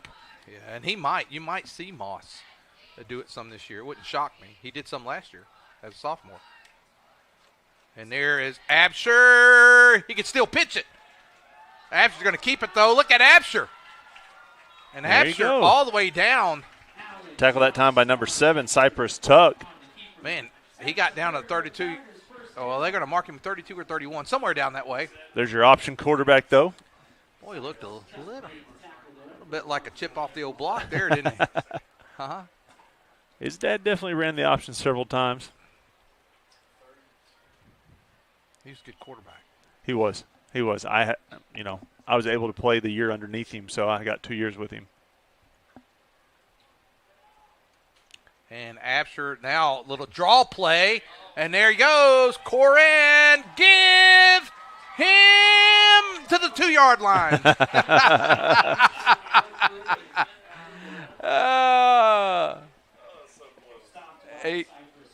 And Tuck knocked him out of bounds. Tuck's been the saving tackler here on this drive. In will come Moss this time. We got it from the 3, 1st and goal. What's Frau doing down there with the iPad? He's helped for years. He's always been down there with something. But what's he got on the iPad? Is he playing a game or is he actually helping? I thought I saw there it is, and the 2-point conversion by Edwards. So 8-0 for Prairie Grove if we're going to keep score this time, and it looks like we will. What did you just say on that? That was the touchdown. Oh, was that the touchdown? Yeah. I was thinking it was the extra point. I was sitting there. I was like, wait. We were so close. It was like that's what it was. So it was from the 3 instead of the 2. I didn't give him 6. I gave him to the 2-yard line last time. I wonder what was going on there. I'm working my kinks out too. First game.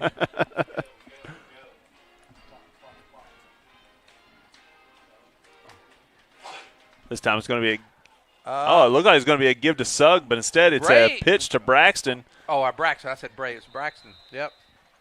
He didn't make it. That was a unique little play. Well, let's take a break. Prairie Grove, 10:43 to go here in the 3rd.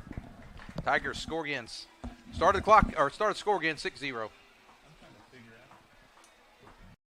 Our Best Bank believes in the power of serving others. That's why we're committed to working with and supporting those who serve our communities. From the ones growing our food to those putting it on everyone's plate. The ones building our neighborhoods, working to improve them, and supporting their neighbors in need. Our Best believes that all communities deserve a financial partner who cares. Our Best Bank, we believe. Are you ready to stop worrying about the reliability of your internet connection? Now everyone in your home can use the same Ozarks Go network. Watch videos, play games, work from home, do schoolwork, and anything else without worrying about lagging and buffering. Ozarks Go now has multi-gig internet service, offering quick downloads of files with fast speeds of 2,500 megabits per second. Call Ozarks Go today for fast internet speeds and no data caps.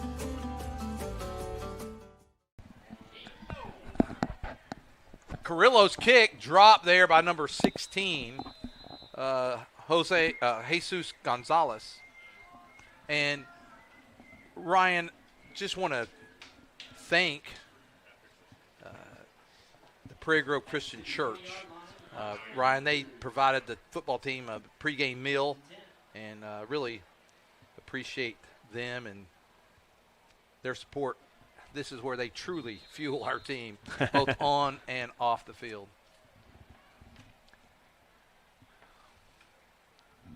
Quarterback is Alvarez, and he's going to keep. He's going to pitch. And Pierce. Good job by Pierce meeting him. He's the inside linebacker, so he's playing the run too, but, he ends up getting the pitch man and just flies there. The option's not run quite as much today as it was back in the olden golden days. If you're running the quarterback, you run at that guy and you make him commit. And once he commits to you, that's when you take the pitch. Instead, we RPO everything now rather than the option. That's the option now. If you make that guy commit, that's a nice play out there. Absher. But no, you make him commit one way or another. It's just like basketball. Yeah, well, that was the why option was just like basketball. But that's why he was able to make the play. He's skating. Yeah. And, he's keeping them in front. You have to make them commit to you so that you can pass to an open guy.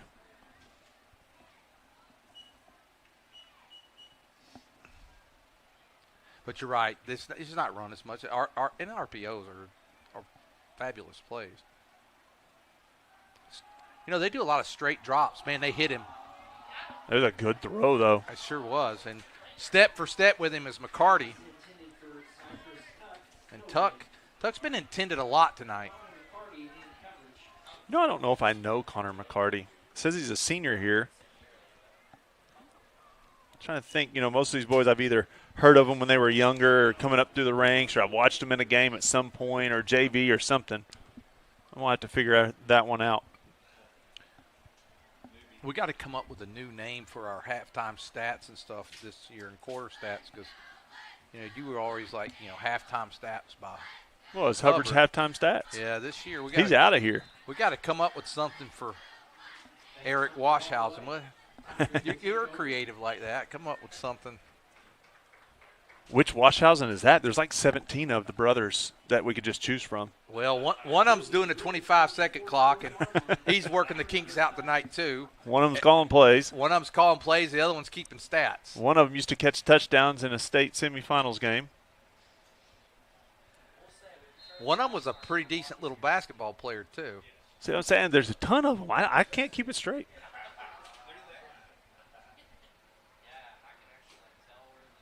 Oh, I'm not sure that was intended that time for Cobb, but he was ready. I think if you look at it, Edwards looked like he was going to get it, but maybe he did. Maybe he did intend that. No, I don't think so. I think there's some smiling going on there. Even Danny's smiling. Oh, he's got guys all over the place. Oh. Tried to place it a little bit there while he's running. He had two guys open, just a little bit out of the grasp. Coran was the intender. He had Edwards over there too. Both of them were open.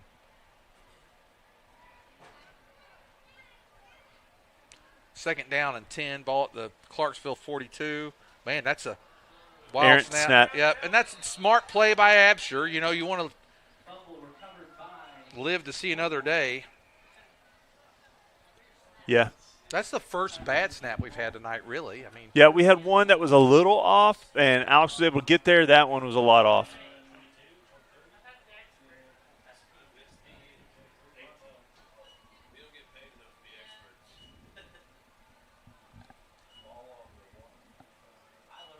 Third down and a long way to go.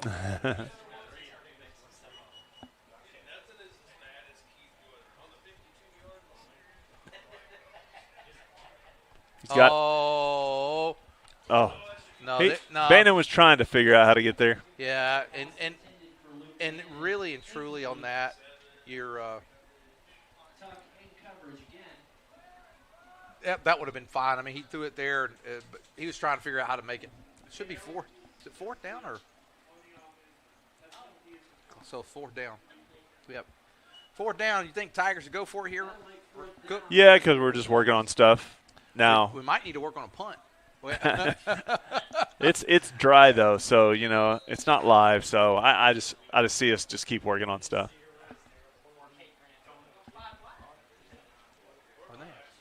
Is he not starting a 25-second clock? Good pocket that time for Alex. Nice play by Tuck. Had a deep safety that time, and so you lofted it up there in the middle of the field, and it'll be tough. I know you trust Jace, but you got a guy over the top, so if you haven't beat the guy over the top, he's going to be in play. I think the sideline pass that time probably been a little safer, or look that safety off. You should have looked to one side and then come back to that seam. Can't throw it if you don't got that safety moving right there, because that safety was right over the top. Jace almost made a great play there, too. He did. I thought for a moment he had pulled it away. You can also get killed in something like that if that safety just said, no, I'll take care of him. He ain't catching the ball. Alvarez, quarterback tonight, and they're going to give it this time. That is Denton, and Denton is, there's guys. Fisher almost had him. Yeah, Fisher almost got him, and then who ended up? It looks like 36, which is Caswell, and Alex Absher ended up being the ones that finished off the tackle.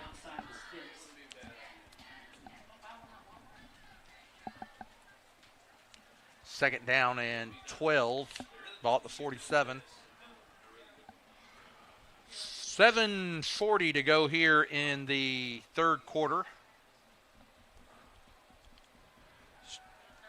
And this time, he was again, open. The pass was a little errant that time, but the pass, I mean, he was definitely open right there. He found a little pocket right there in our zone defense. Well, Tuck, he's been open a few times tonight. And, you know, if you recall, Ryan, last year when we played these guys during the regular season, they had a hard time throwing the ball last year. They have. And, you know, they look like a mainly running team. And so when they break into this, kind of like us, it's going to look a little awkward unless you rep it a lot. He had room that time. He's got a good pocket. And, oh, man. Oh, man. Oh, that's a face mask again. That was absurd. Man, that kid's big. Man, do you see that? Caswell didn't realize how hard he ended up hitting that guy, but he's got a stinger. I'm going to tell you. They got that kid, Alvarez, listed at 5'10", 205. He's thick. Maybe a little thicker than that, too. If they're listing him at 205, they should be listing me at 205. He's bigger than 205, Cook. Hey, we had that talk one time, remember? And you bet me and Whitley and I had to go weigh it out. That was the first year. I don't even remember where we were at. I just remember the talk.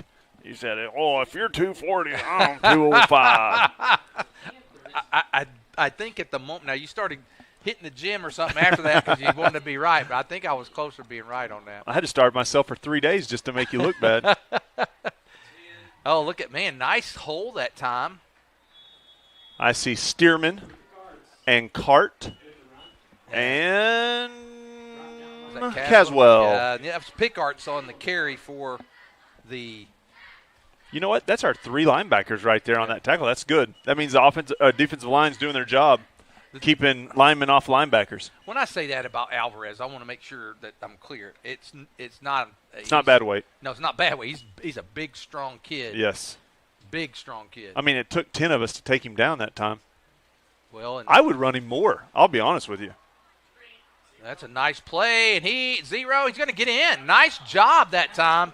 And Juan Gonzalez. Gonzalez gets in, and that's the first points of the night for Clarksville. And they did a nice job of driving and got a little help with the penalty there. But what made that happen? The quarterback scrambling, running tough, getting down the field, making us have to stop him. They hadn't run him the rest of the game. I saw number 12, and I'm like, well, this guy's a little smaller, and then I realized he's the kicker. Brandon Acosta. And Acosta.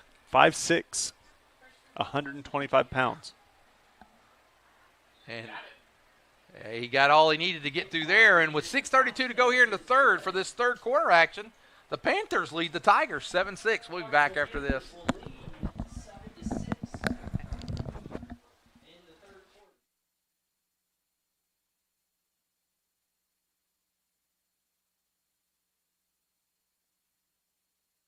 Story isn't that different from a lot of people that grew up in a small town. My dream was always to play baseball, but as a kid, it's hard to prove yourself when you're so far away from the big leagues. When no one else thought I was good enough, our community did. From family to friends, coaches, and local businesses, my community built me into the player that I am today. And I'm just getting started. When you have the support of a community, anything is possible. First Community Bank, where community comes first.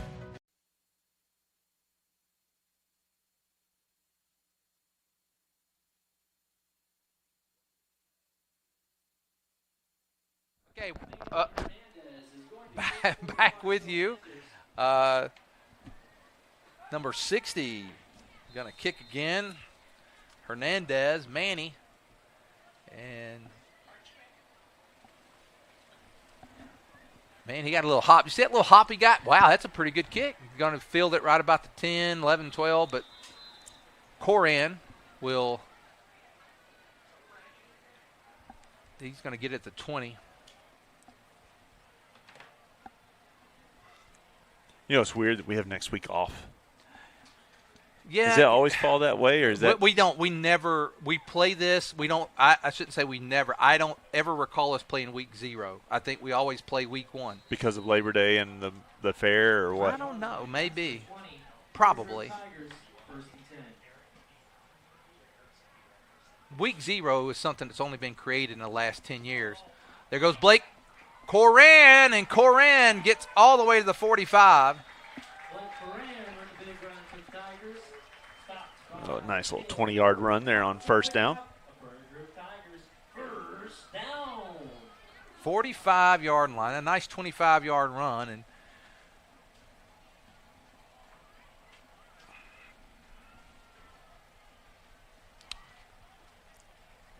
it'll be a 1st and 10 for the Tigers at the 45.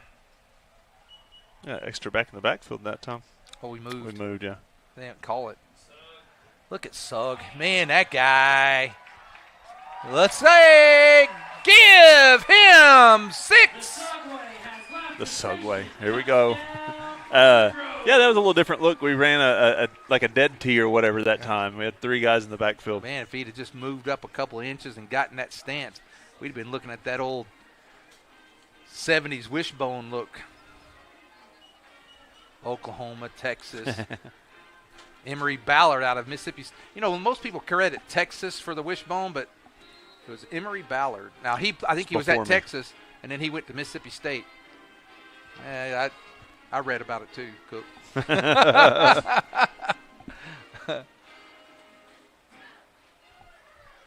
And, you know, Sugg's going to get 8 points on this thing. I hope he didn't get hurt right there. Reward him. Man, he kind of fell funny right there. Man, Sugg. He's a junior. All right. We're going to 14-7, Tigers lead. 6:05 to go here in the third. We'll be back after this.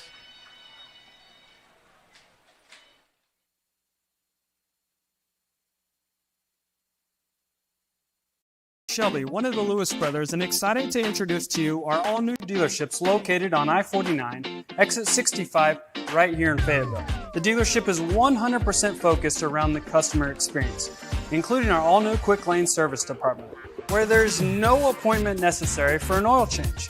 It's easy, just pull into the service drive, get checked in for your service and a free alignment check, and a complimentary car wash. Stop by today and check it out for yourself. Exit 65, right here in Fayetteville. Okay, we're back with you. 6:05 to go here in the third, and Boy going to get ready to kick. 14-7, Cook. We got it back on the right side of things. We let them have a lead for a second. 7-6. Fielded by Tuck.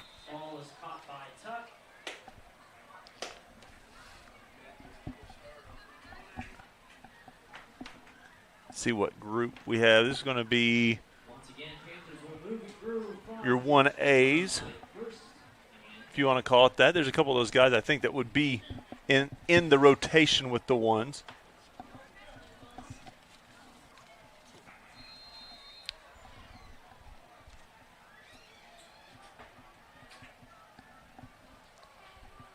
First and 10 for the Panthers.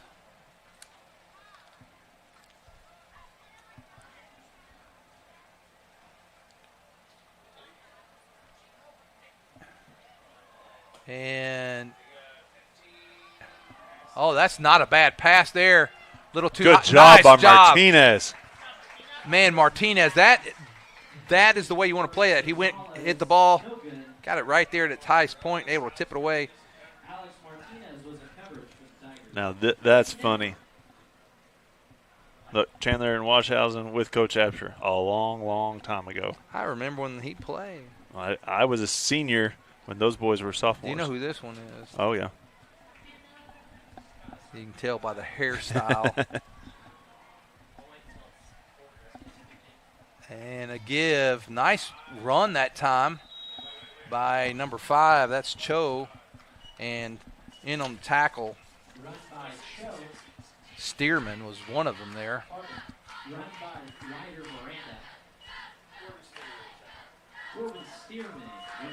Hey, you made the we made the thing. As did you. Standing on the top of the Westport press box, is that if I remember right. I think so. Little Kate Graham right there. Look at him, like a baby. Man, that's a pretty good run, but look at there. Man, there's Caswell, and who else is in there? Stearman again, and also Cart. And Fisher maybe too. Oh. Hey. You write a piece for the Tiger Times? Times? I didn't write. Yeah, I guess I did. They used to have that. When I did all that research, right? There was something at the end, or whenever it came at the very end of the sports section in the old Prairie Grove paper. 4th down in the yard, and the big man takes it. The big man goes. Big man gets first down. I bet that has more. Their season has more of that in there. I think it will, and you saw it a lot last year. No, I was going to tell you though, when I did all that research, there was something back in the day in the 60s and 70s when I was doing the research. They had some at the end of the paper or each time called Tiger Times, and it always had write up about the season. You wouldn't believe how many nuggets I got out of that thing. Just to think if that was the only way to get information. Yeah, there was no internet. Yeah. They said, why didn't you just Google it? Googling it was probably something back then that might have been, picking your nose, Googling it, So, but no, I think one of the most interesting nuggets in doing the history, and I might share this again when we play Farmington, is the very first game ever played between the two teams. Farmington was the home team. They played at Prairie Grove because they didn't have lights. Oh, wow. Yeah, you got to go dig deep for those. Keep again by Alvarez. Nice tackle. And Bannon. Is that Bannon? Bannon got, you know what? You got him down there around the legs. And that's what you got to do with a big guy. Like you hit a big guy like that up top, you're not going to get him much. Ryan, next week, the first 2 of our first 3 games are going to be with Oklahoma teams. Yeah. And people might ask, why did that happen? Well, it's hard to schedule sometimes. Well, it's hard in-state to teams. Well, no, after this play, I'll tell you my theory on that, why we do that. And, again, probably say this again next week. But there's option. Pitch is a little quicker this time, and he's got an opening and a first down. And that's a nice run that time. Ogle, Stearman, Cart. And Pickarts. No, Cook, if you think about it, we didn't know we were going to be 4A until after they did the private school adjustments to each. Right. And so before then, people have already probably got it scheduled. And so now that we're out of the 4A and our we may have had some of those teams that are going to be in our conference now scheduled for the first part. Oh. So then you have to flip that, and it's like everybody else is already scheduled. So probably had to go out of the state to find those games. That's my theory, but I might be wrong. It makes sense. Doesn't make it right, but it makes sense. If I said it more authoritative, it would have probably said, oh, yeah, that's why they did it. You could have owned it. Stearman and Bannon on the tackle that time. I'll own it. I just didn't do it as authoritative. Like I did whenever I was doing your weight. I knew that was a known thing. I knew that was true. So, second down. Now, I always thought it'd probably be tough to schedule because, the biggest classification is 4A. And so you have a lot of teams that you might be able to schedule, but you're talking about in Oklahoma? No, in Arkansas. Oh, you mean the large? Oh, wow! McCarty tackled him, but 15 delivered the hit. Now. You mean the largest from the standpoint of the numbers of schools? Yeah. So you have so many schools that are in 4A, and it's like you don't want to play someone you might see in the playoffs. Yeah. And so then you have your 5A schools that we could play, but we're kind of ending that with some of them. Now I could see like a Pea Ridge or someone in us still playing. We're playing Farmington still. I've got a big – speaking of those pre-games, I'll tell you what, Clarksville – I think this is more what you're going to see from Clarksville. I think they were trying some things early because I think this big quarterback, oh, man, he threw it away. And you know what? He was never out of the pocket. I don't know if that's a high school rule or not. Well, maybe. It's close. No, what I was going to say is that Farmington's first game of the season is going to be Shiloh next week. Ouch. And, they beat them last year. They did. They did beat them last year. But that's a tough game to start with. They didn't start with them last year. No, and Shiloh moves up to the 6A. And I actually heard someone from Shiloh make a comment. They said, the 6A may be tough. Oh. And I thought maybe Hades froze over when I heard that statement. But that's all right. Oh, nice job. Froud right there. Oh, Froud wraps him up. And that was Miranda. And Froud on the tackle.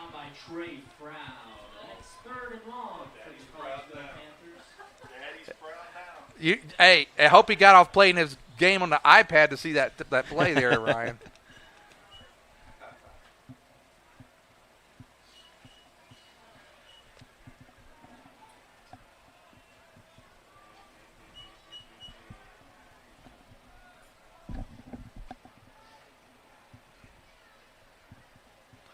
Third down and long for the Panthers. Drop, and he's going to scramble. This is their best play. I started to say, this is I their would run best this all play. night long. Man, Cart's not scared. That's the thing, because he got hit pretty hard. Cart's a strong kid too. I'm telling you that quarterback would run after run after run for me. I'd wear that dude out. Well, that's what they did with us last year, and he basically did run out.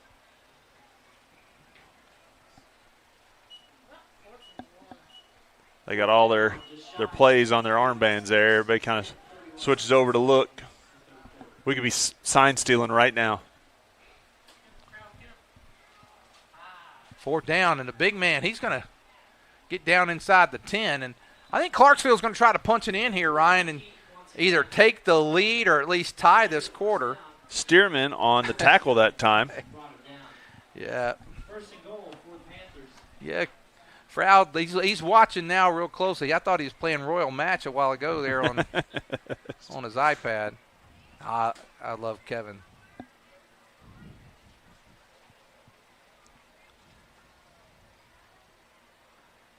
And here's a give. And right there, Cobb. Man, Cobb wrapped him up. And like I said earlier, Cobb looks bigger this year, stronger. He is, and we're playing him a lot at D tackle, which is strange to me. He looks like a prototypical defensive end to me. Long, lanky, strong build. Kind of like some of the West boys that we've had in the past. Like he's got the defensive end look, but he's so strong. They moved him down. He's doing great inside too.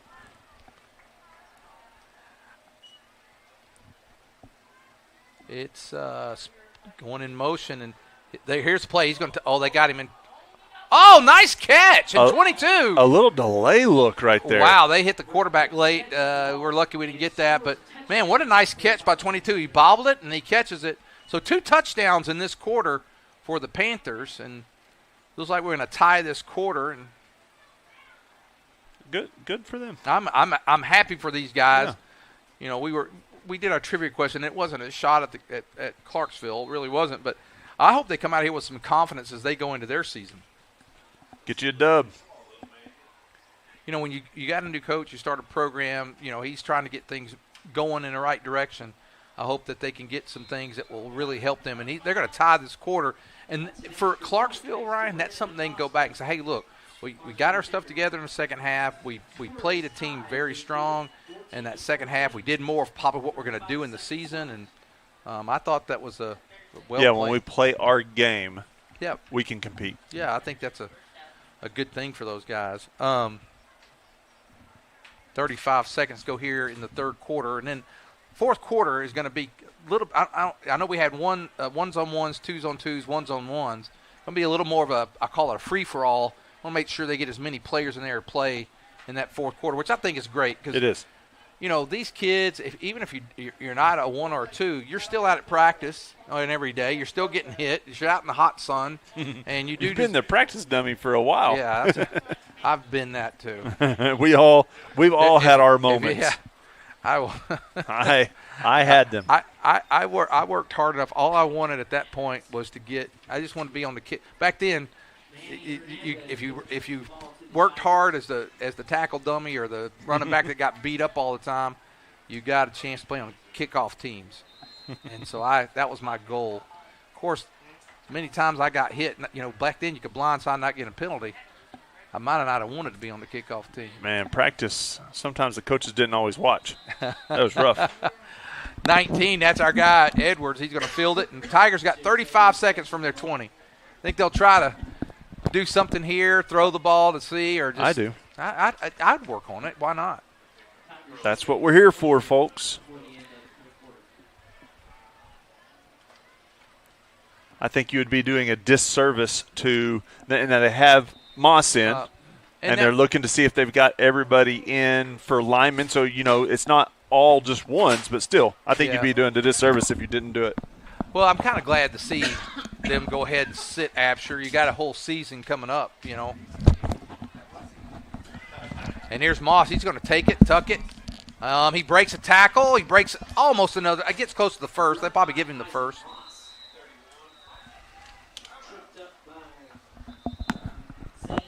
And the timeout's going to be called by the Tigers. Let's take it so with them. that lets you know what we're trying to do. Yeah. We'll take it with them. 26 seconds to go here in the third. All tied up at 14 for this quarter. So, what I was going to tell you earlier.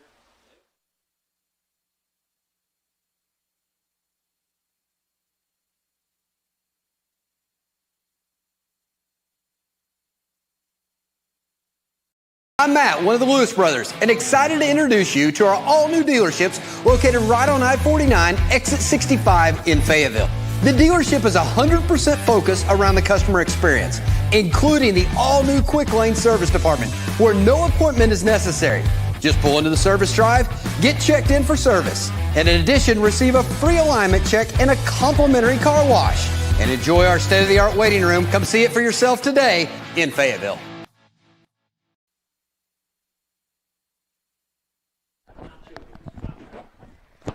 Okay, we're back with you. 26 seconds to go. Moss in at quarterback. Empty backfield here, Cook. Are we going to toss it, or are we going to run everybody off and then take off? Well, let's see. Moss is going to throw it, and intercepted by Tuck. That's a good punt. Again, that's what we were talking about with Alex earlier. You can't throw to the middle of the field when the safety's just sitting there. You got to look him off, or you got to throw to the sidelines and get a guy out one-on-one. Nice pass, though, by Moss. He had, what I'm saying from the standpoint, nice spiral, went downfield pretty good ways.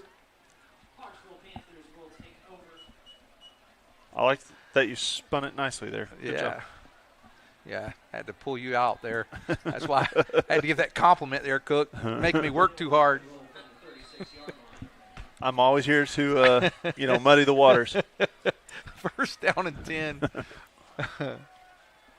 They're looking for Tuck. Oh, we might. They just did the same thing. Now run it back. Oh, no. And Cart at the 30. So we're just trading interceptions back and forth, and a nice interception that time by Caleb. And the Tigers will have probably one more play for 70 yards, and we'll reset the clock for that final. 10 seconds left in the third quarter. That final piece. All right. Can we throw it to the sidelines this time? Because also you can get out of bounds after the completion. No, we're going to we're going to go back to a base type formation. We're going to go with a two-set twins to the far side, but we're going to run this dude. Might see. Oh, no, they're going to roll to the right. Moss, jump throw, and another interception. He was going for Edwards. And is he going to make it? No, that's going to do it. After a half of play, or a quarter of play, they tied us up for that one, so good for the Panthers. And just, how ugly was it, though, here the last minute or two? Yeah, last 35 seconds. Goodness gracious. Literally the last 35 seconds, Ryan, we had 3 interceptions. And here's what we'll do, just as a recap. First quarter, 1-on-1, Prairie Grove 32, Clarksville 0. Second quarter, Prairie Grove 2-on-2s, won 16-0, I believe, or was it 14? 16-0. This quarter, with the 1-on-1s, we had a 14-14 tie. So nice job regrouping for the Panthers. And the Prairie Grove, you get a little comfortable when you get a big lead. You feel like you're playing well. I think they may have got a little too comfortable there. All right. As we get ready to go to the fourth quarter, Ryan, just want to, again, talk about the Victory Bowl draft. Get ready for that third annual Victory Bowl draft for 2024. The best semi-pro players from the region will have the opportunity to be drafted, showcasing their talents for a shot at professional roster. Join Southern Sports Network for this year's draft on Sunday, August 25th, just coming up. Live at the Hampton Inn and Suites in downtown Tulsa. Don't miss the rematch between Billy Perry's Billy's Goats and Marcus London's London's Legends. The game will happen Sunday, October 20th at 3 o'clock. Mark your calendars. Also, after this play, a couple other things to make you aware of. And they're going to get the ball at the 20, and they've got their twos in. And look at there. 59 that time. That's Jose Aguirre. Oh, it's 58. I thought it was 59. That's Panky. Looked like a 9. It was kind of folded up there a little bit. I see 76 in there at tackle. That's going to be Caden Dexter. 53 in there that end. That's Parker Roberts. One of my old players there, Coach Tim. How many years you been out of that Pee Wee stuff now? The 9th grade group was my last group. Okay. So I guess 3 years, okay. 7th, 8th. This is my third year. You know, a lot of people, a nice way to field that. Tate Bailey on the tackle that time. And the quarterback in the game now for the Panthers is Rayburn. But no, Ryan, you know what? A lot of people don't appreciate all that you did. I mean, that's a lot of time that you gave to the community for, 10 years maybe? Yeah, probably since Jalen. So, I mean, you go 8, 9 years. She's 20, what? She's 27. 27, and my youngest one's 14, so I pretty much covered everything in between the two. Yeah, so over 10 years. And, yeah. And you know, but you've done a lot of that, and a lot of these guys got the love of football, and, you know, that's a credit to you in spending that time, and I know how much you care for the boys as well. 3rd down and 12, and another bad snap, and they're going to get him back there. 57 for Prairie Grove on the tackle, Isaiah Russell. Yeah, who else was in there? Was that 5? Look like number 5 also. Emmanuel Rodriguez. Manny. Yeah, I love the Pee Wee program. There's a lot of great dads and moms and volunteers that make that thing work. And so, you know, a lot of time I was just kind of a conductor. A conductor. Yeah. I put people in positions, and they served, and I was just there to kind of handle problems sometimes. And then the opportunity to coach at times was great, and I loved it. And I can't wait to do it again one day when my wife lets me. But I better give her some years first while we got, you know, everybody out of Pee Wee. Rayburn runs it, but he's tackled there by Tate Bailey, and Tigers will take over. Well, Ryan, it's a good thing you got thick skin, because when you're in a position like that, you can't make everybody happy. Luckily, I don't listen well, so they always put me in that position because I heard nothing, you know. Well, Tiger fans, the new volleyball season is here. Don't miss a moment of the action as the Tigers volleyball team starts back, trying to get back to that state tournament.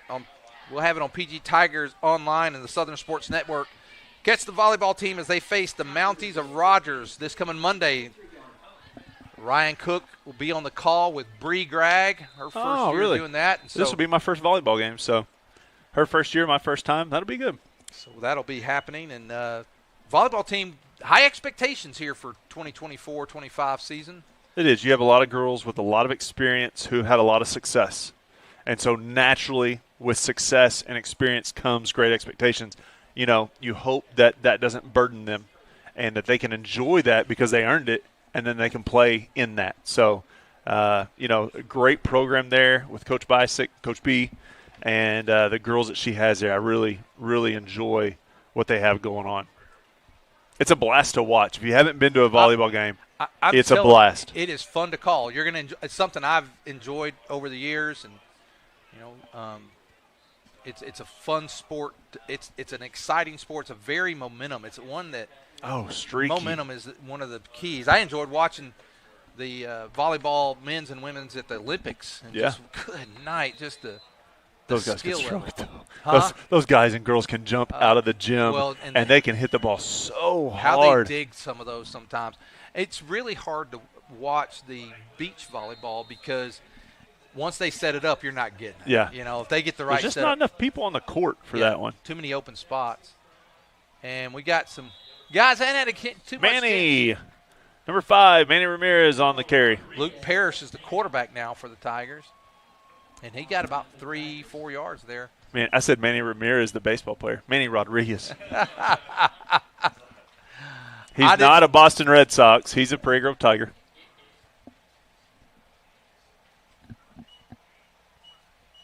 Oh, fumble, and he got it. No, he didn't. I think the Panthers are going to get that one.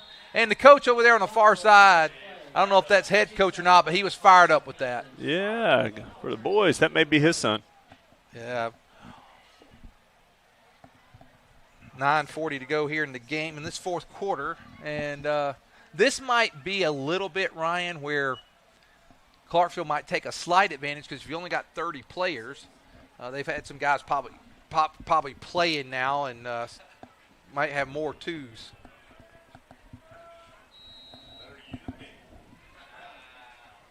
Messing with me over here. These guys are. And at quarterback, new quarterback, and he's got some room. No, that's the same. That's Rayburn. Yeah, it's Rayburn. Rayburn's going for the end zone. Manny's. And almost got him, but Rayburn gets into the end zone.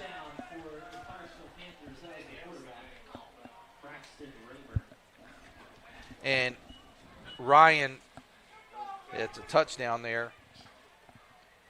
You know, and again, you know, for the season, this season, you know, if you want to watch Prairie Grove Tiger Sports, watch PD Tigers online. If you haven't already, you know, consider subscribing, turn on those notifications, ringing that bell. It's the best way to keep up with your Prairie Grove Tigers. You know, it is convenient, too, because every once in a while I might forget about like a volleyball game or something, and then all of a sudden I get the alert and I can plug it back in and put it in my headphones and listen to it while I'm finishing what I'm doing and go inside and watch the rest of it. I love it. They went back to their to Hernandez for this, and he got it up and in. Yeah, I think he's the – so the Panthers got 7-0, so – you know, also, Ryan, you know, we've just really loved our association with Southern Sports Network, and you can watch the broadcast and 100 different other things on your smartphone, a big screen TV. You know, you can use an Android, iOS, Roku, Amazon Fire Stick, so you don't want to miss any of the action. And there you can find them on Facebook, Instagram, X, TikTok. You'll find standings and exclusive content every week. 9:31. So I say the guy's kicking off, but without a ball. And with a different stand. If you are hungry, they said $1 half-price hot dog. dogs. Here's a 10. Somebody go get 10 of them. Man.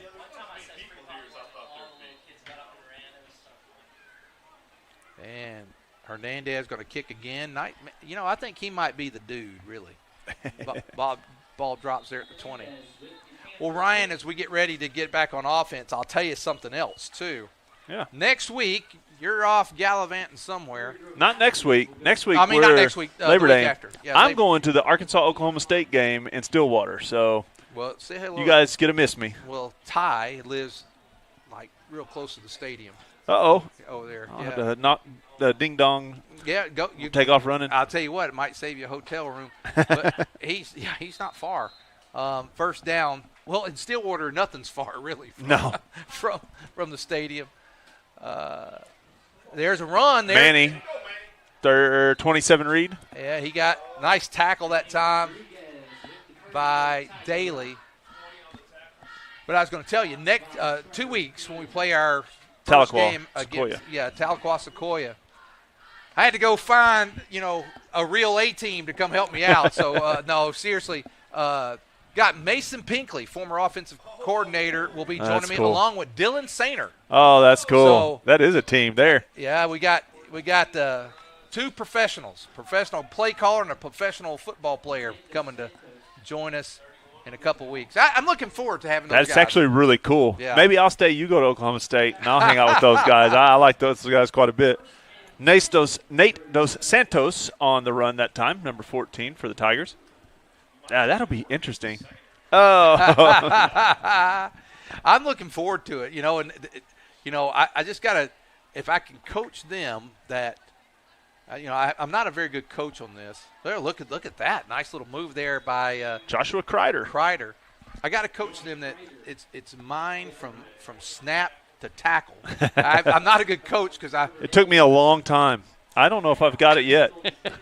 and if I can coach them that, we'll be all right. If not, it'll be fine. It'll be I look forward to it. What'll be awesome is the analysis side of it with Pinkley. Yeah. You know, I mean, like the dude is a chess player, not a checkers player. You know what I mean? Yeah. Like he's a guy who knows the pieces, and so that'll be really neat. Like I said, look forward to it. And you might want to reach out to those guys. Man, look at this. Luke Parrish, number 9. Come on, get past him, Luke. Go, Luke. There you go, Luke. Nice job. He's tackled there by number 5, Cho. But, you know, Cook, I'm going to be out that first week in October. You might want to reach – and I'll talk to him about it next week. But Maybe we could pay one of them to come hang out with me if they won't. You could pay one of them to come hang out with me. Well, to work with you, we might have to pay I know. you, so. See, they both volunteered for my spot for some reason for yours. No, it will be fun. It'll be fun next week, though. I mean, in 2 weeks. Oh, we are so far offside, it's not even funny. And the officials wanting to say something to somebody. Throw the flag, man. Oh, nice little move. There he Kreider goes. once again. Kreider inside the 20. Give him 6. Look at that, Cook. Joshua Kreider. He goes, well, it was about 46 yards there. And I thought the guy had him there, so excellent job. You got to love that. I do, because these guys, I don't know how much some of these guys have played, so that's awesome for them to, one, get the time, and two, get a touchdown. I mean, how big is that? You have no idea. A Friday night touchdown, not a Monday night touchdown, a Friday night touchdown. Cook, after this play, I have a question for you about your football playing days. Uh-oh. I might even ask Elder this question, too, because Elder was a baller, I know. And is Two going to get in there? They're Cooper? pushing him. I don't think he I don't think so. I don't think he got it. Nice job by the defense there. Nope. He didn't make it, so 7-6. So my question to you, Cook, did you score a touchdown on a Friday night? Or even a Thursday night? I'll give you either one. I know I did a touchdown or a 2-point conversion at some point. I don't remember, and so that sounds like a cop-out. I know I did. I didn't catch a lot, though. We threw, and I didn't have very good hands. Or, I mean, we ran the ball, and I didn't have very good hands. But, I probably average 1 or 2 catches a game. It's just on a tight end dump, typically. Yeah. I think my high catch was 8, and that was big time. And that was we went to a little bit of a spread for a second, and then we went right back to running the ball. Yeah. So, well, Coach Elder, you were a quarterback, weren't you, John? A tight end. See, he's got the same problem I had. We're both on running teams.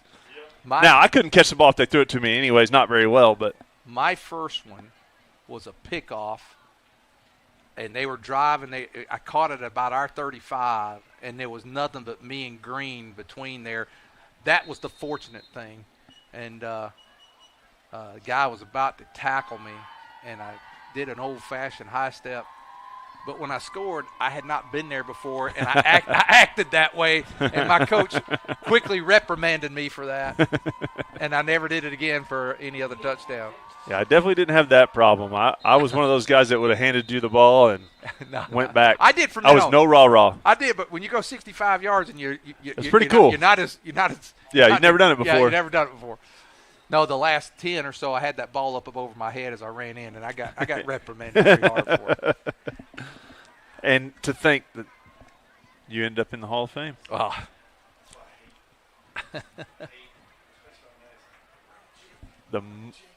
What would you call that? What was the guy's name that you're in with? We always talk about Julio Jones. Julio Jones. You and Julio.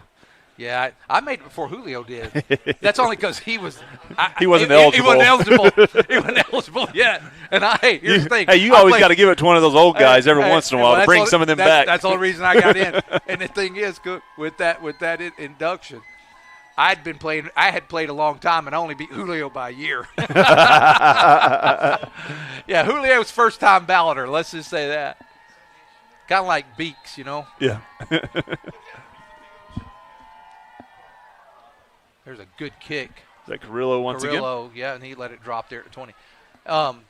No, we were talking about Beaks. He just got traded to the Pittsburgh Pirates. He did.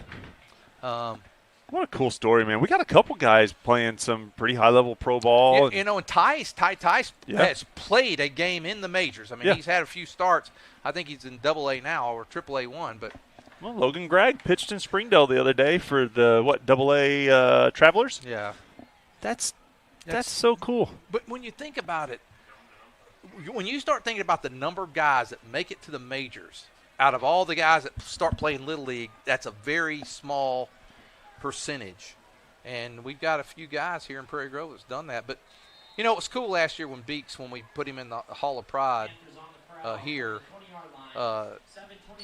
just how gracious he was.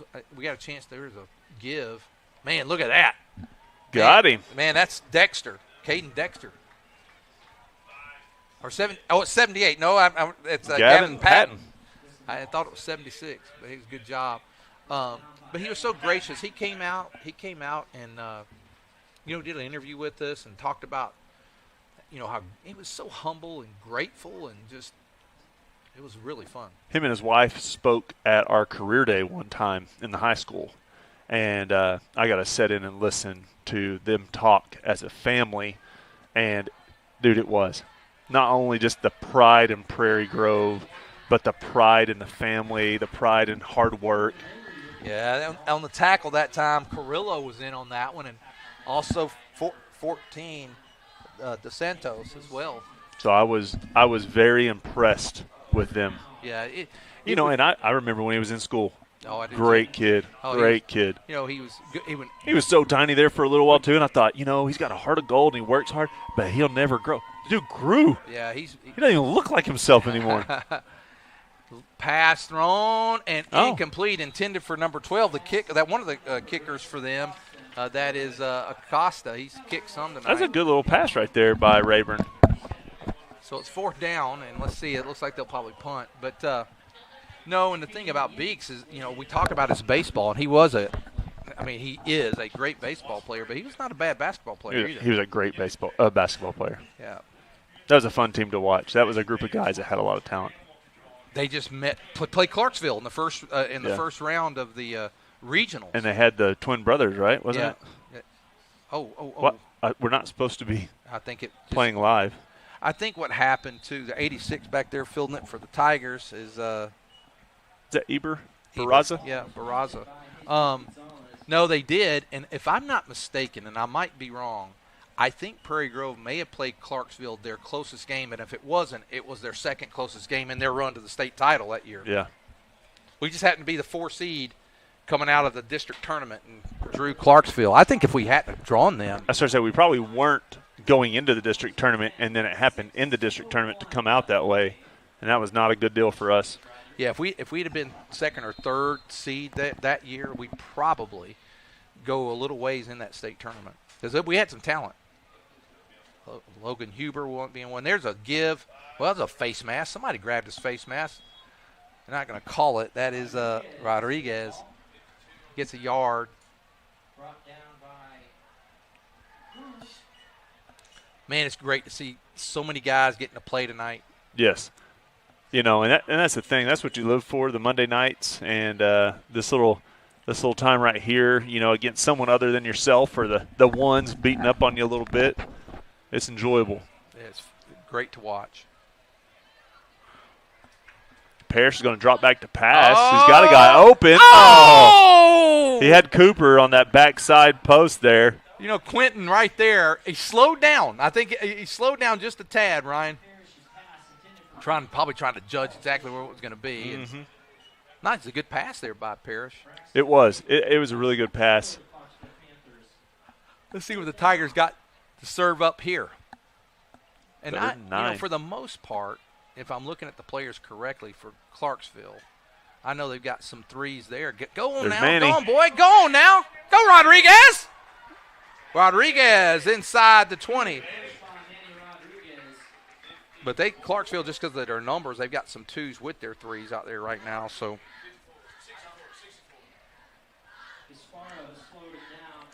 good job that time by the offensive line. Good little hole there. Manny does a good job getting up in there and then just juking a guy out of his shoes. You know who he reminds me of, the way he runs the ball a little bit?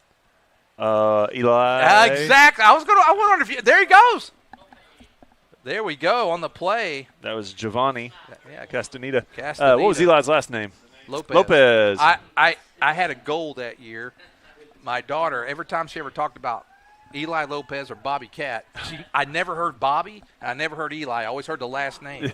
So my goal that season, as I announced, was to never say only their first name. It was always to say first and last name. Well, we all know you said Bobby Cat. I hear that one in my sleep still because I was listening from home or in the stands or on the sideline, and it was always Bobby Cat, Bobby Cat, Bobby Cat. I'll tell you what was funny that year. So, 31 that time. That's Castaneda again on the carry. I'll never forget Zach Arns. Bobby ran over somebody and he goes, "Bobby Cat, you're a man." Oh, fun times. Oh. Hey, I had a little interaction with Arns the other day. Uniquely, Parrish, I think there was a fumble on the handoff. They're gonna give it to they're gonna call second down. They're saying he's down. Oh, okay. So well, I'll wait until we get this deal, and I'll tell you about my story with Arns. Go ahead. Go ahead with Arns. I want to hear about him. No, well, this is their moment here. We're on the we're on the 8. We're on the 8. First and goal on the 8. Last week we had Boston in here, Keith Boston and the Washhausen brothers, and we were talking about the P Ridge game where West handoff that time to number 14. That is Nate Dos Santos, and he's going to. So, but we were looking at it. So there was a little discussion: was it P Ridge or was it Gravette? And I was pretty sure it was P Ridge because I wasn't there. I was watching it. I was out of town, and so I went back and watched it and sent it out to everybody. Just that one clip. It was fun to relive that a little bit. That's what's so great about the broadcast. You know, like I said, 15 years of doing it. I'd like to get some of the older games we weren't announcing and get some of those up on our YouTube channel as well. Redub them? Let's do some see. voiceover? Oh, boy, I need some help with that voiceover. Castaneda that time, I thought he was going to have it there, and then Clarksville did a good job closing the hole. They closed well. They really did. And we're going to have a timeout by Prairie Grove. So during the timeout, let me hear about Mr. Arns. So I was driving home from school the other day, and I had Arns on the radio, him and Ruskin, and they're talking about. You must have been bored. That's what he said. He said, "I'm better than that. Stop listening to him." You know, he's like, "You should be doing something." But you know, and I don't know if it was like the live one or the dubbed over one, but I'm listening to him, and they're talking about worst castings ever, right? Like people that played films and it just didn't work, and they start talking about it, and then they say, "Hey, one of them that just came out is Nicolas Cage is going to play Madden in this movie." And they're like, "That's terrible," and they're just kind of ripping it to shreds, and they're talking about it. Well, the guy who wrote the movie isn't from Prairie Grove, but they had said something else, and so I just texted him, not knowing that he was on air at the time, and said, "Hey, did you know the guy that wrote that movie is from Prairie Grove?" And he's like, "No way." Next thing, he's saying it on the radio. I never meant for that. You know, I didn't want the direct link to go to there. I thought it was dubbed over anyways. Right. And so I'm telling him that, and then all he wants to know is, was anybody else cast for the movie? Like, they didn't even – he kind of asked who it was, and I was like, it's my brother-in-law. It's Cameron Clark. He is Miss Clark, the one that was in the elementary.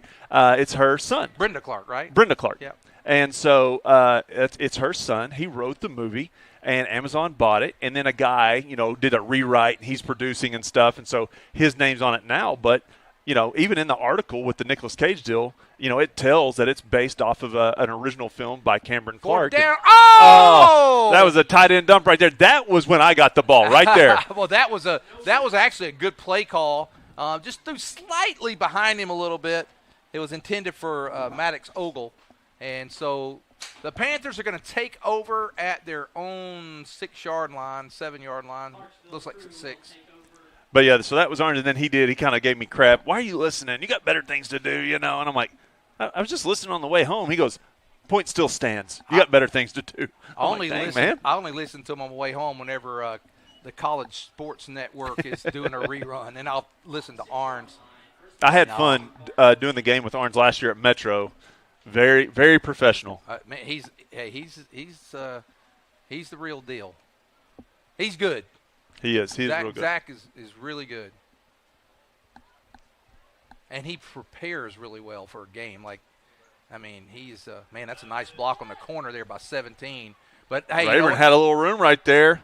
He did. And the guy that was getting blocked, Yates, he played off his block and was able to get the first initial hit. I didn't see who made that tackle. Manny Rodriguez.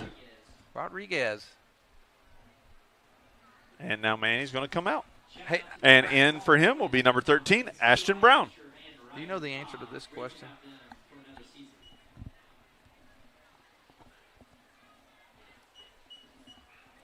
Trying to look who else out there. Number 21's playing corner. That's Caden Yates. Yeah, he made it. He played off. He got blocked there initially. Pass, He throws an incomplete. 65 almost had the quarterback that time. That's Tristan Cameron. But isn't that cool? I mean, we were talking about people from Prairie Grove, Cook. Yeah. And, I mean, we're talking about professional sports athletes. I mean, to write a movie that's going to be produced, and have a Nicolas Cage in it. That's unreal. I mean, think about it, a guy from Prairie Grove. I tell us, when I love when we do the business thing at the deal, like when Beeks came and talked to, and that's where all this started. But I can remember guys like Ryan Malone coming in and talking, and we have a young lady that is doing. She works for the Rocket Company United Launch Alliance. Who got that tackle? That was number 37. That's Malachi Oglesby. Yeah, Oglesby, good play there. But working on a rocket. I mean, sitting at NASA and doing stuff like.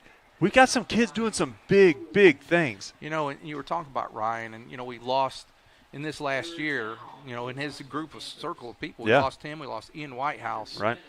Just tragic accidents for both of those men. And, I had an opportunity to go to – bunch of Tigers on the tackle that time.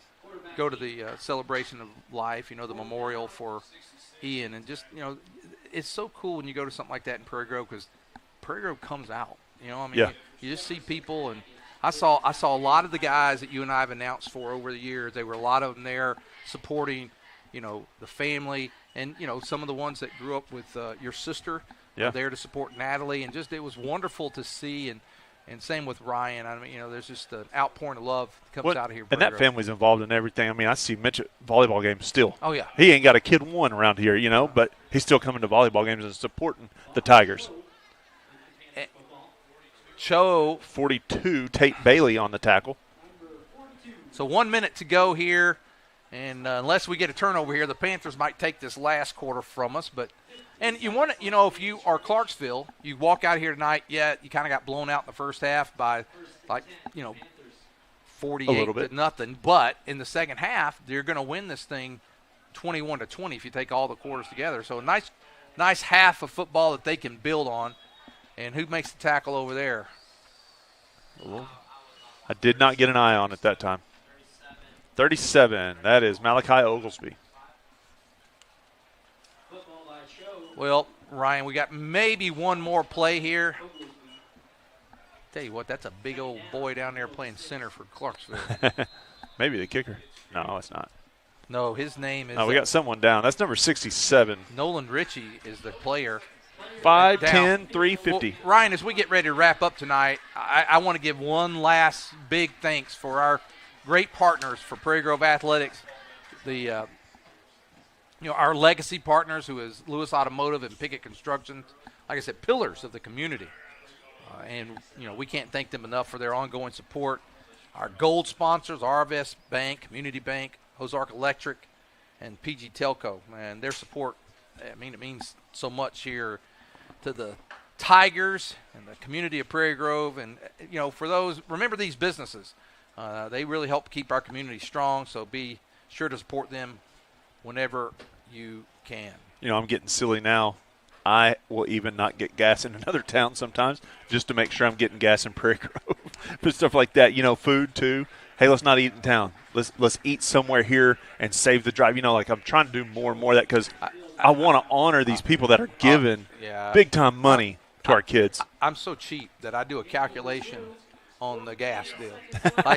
I'll calculate, okay, if I wait and fill up in Springdale, I've already waited too long, and I've passed my ROI. So I'm just cheap. That's all. Hey, he got a chance for oh, man. There goes the flag. There's a flag. I was wondering if somebody's going to throw that one, man. Hey, I'll tell you what. Hey, Oglesby was not Oglesby was not going to let him catch that one. That's for sure. Well, like I said, tonight –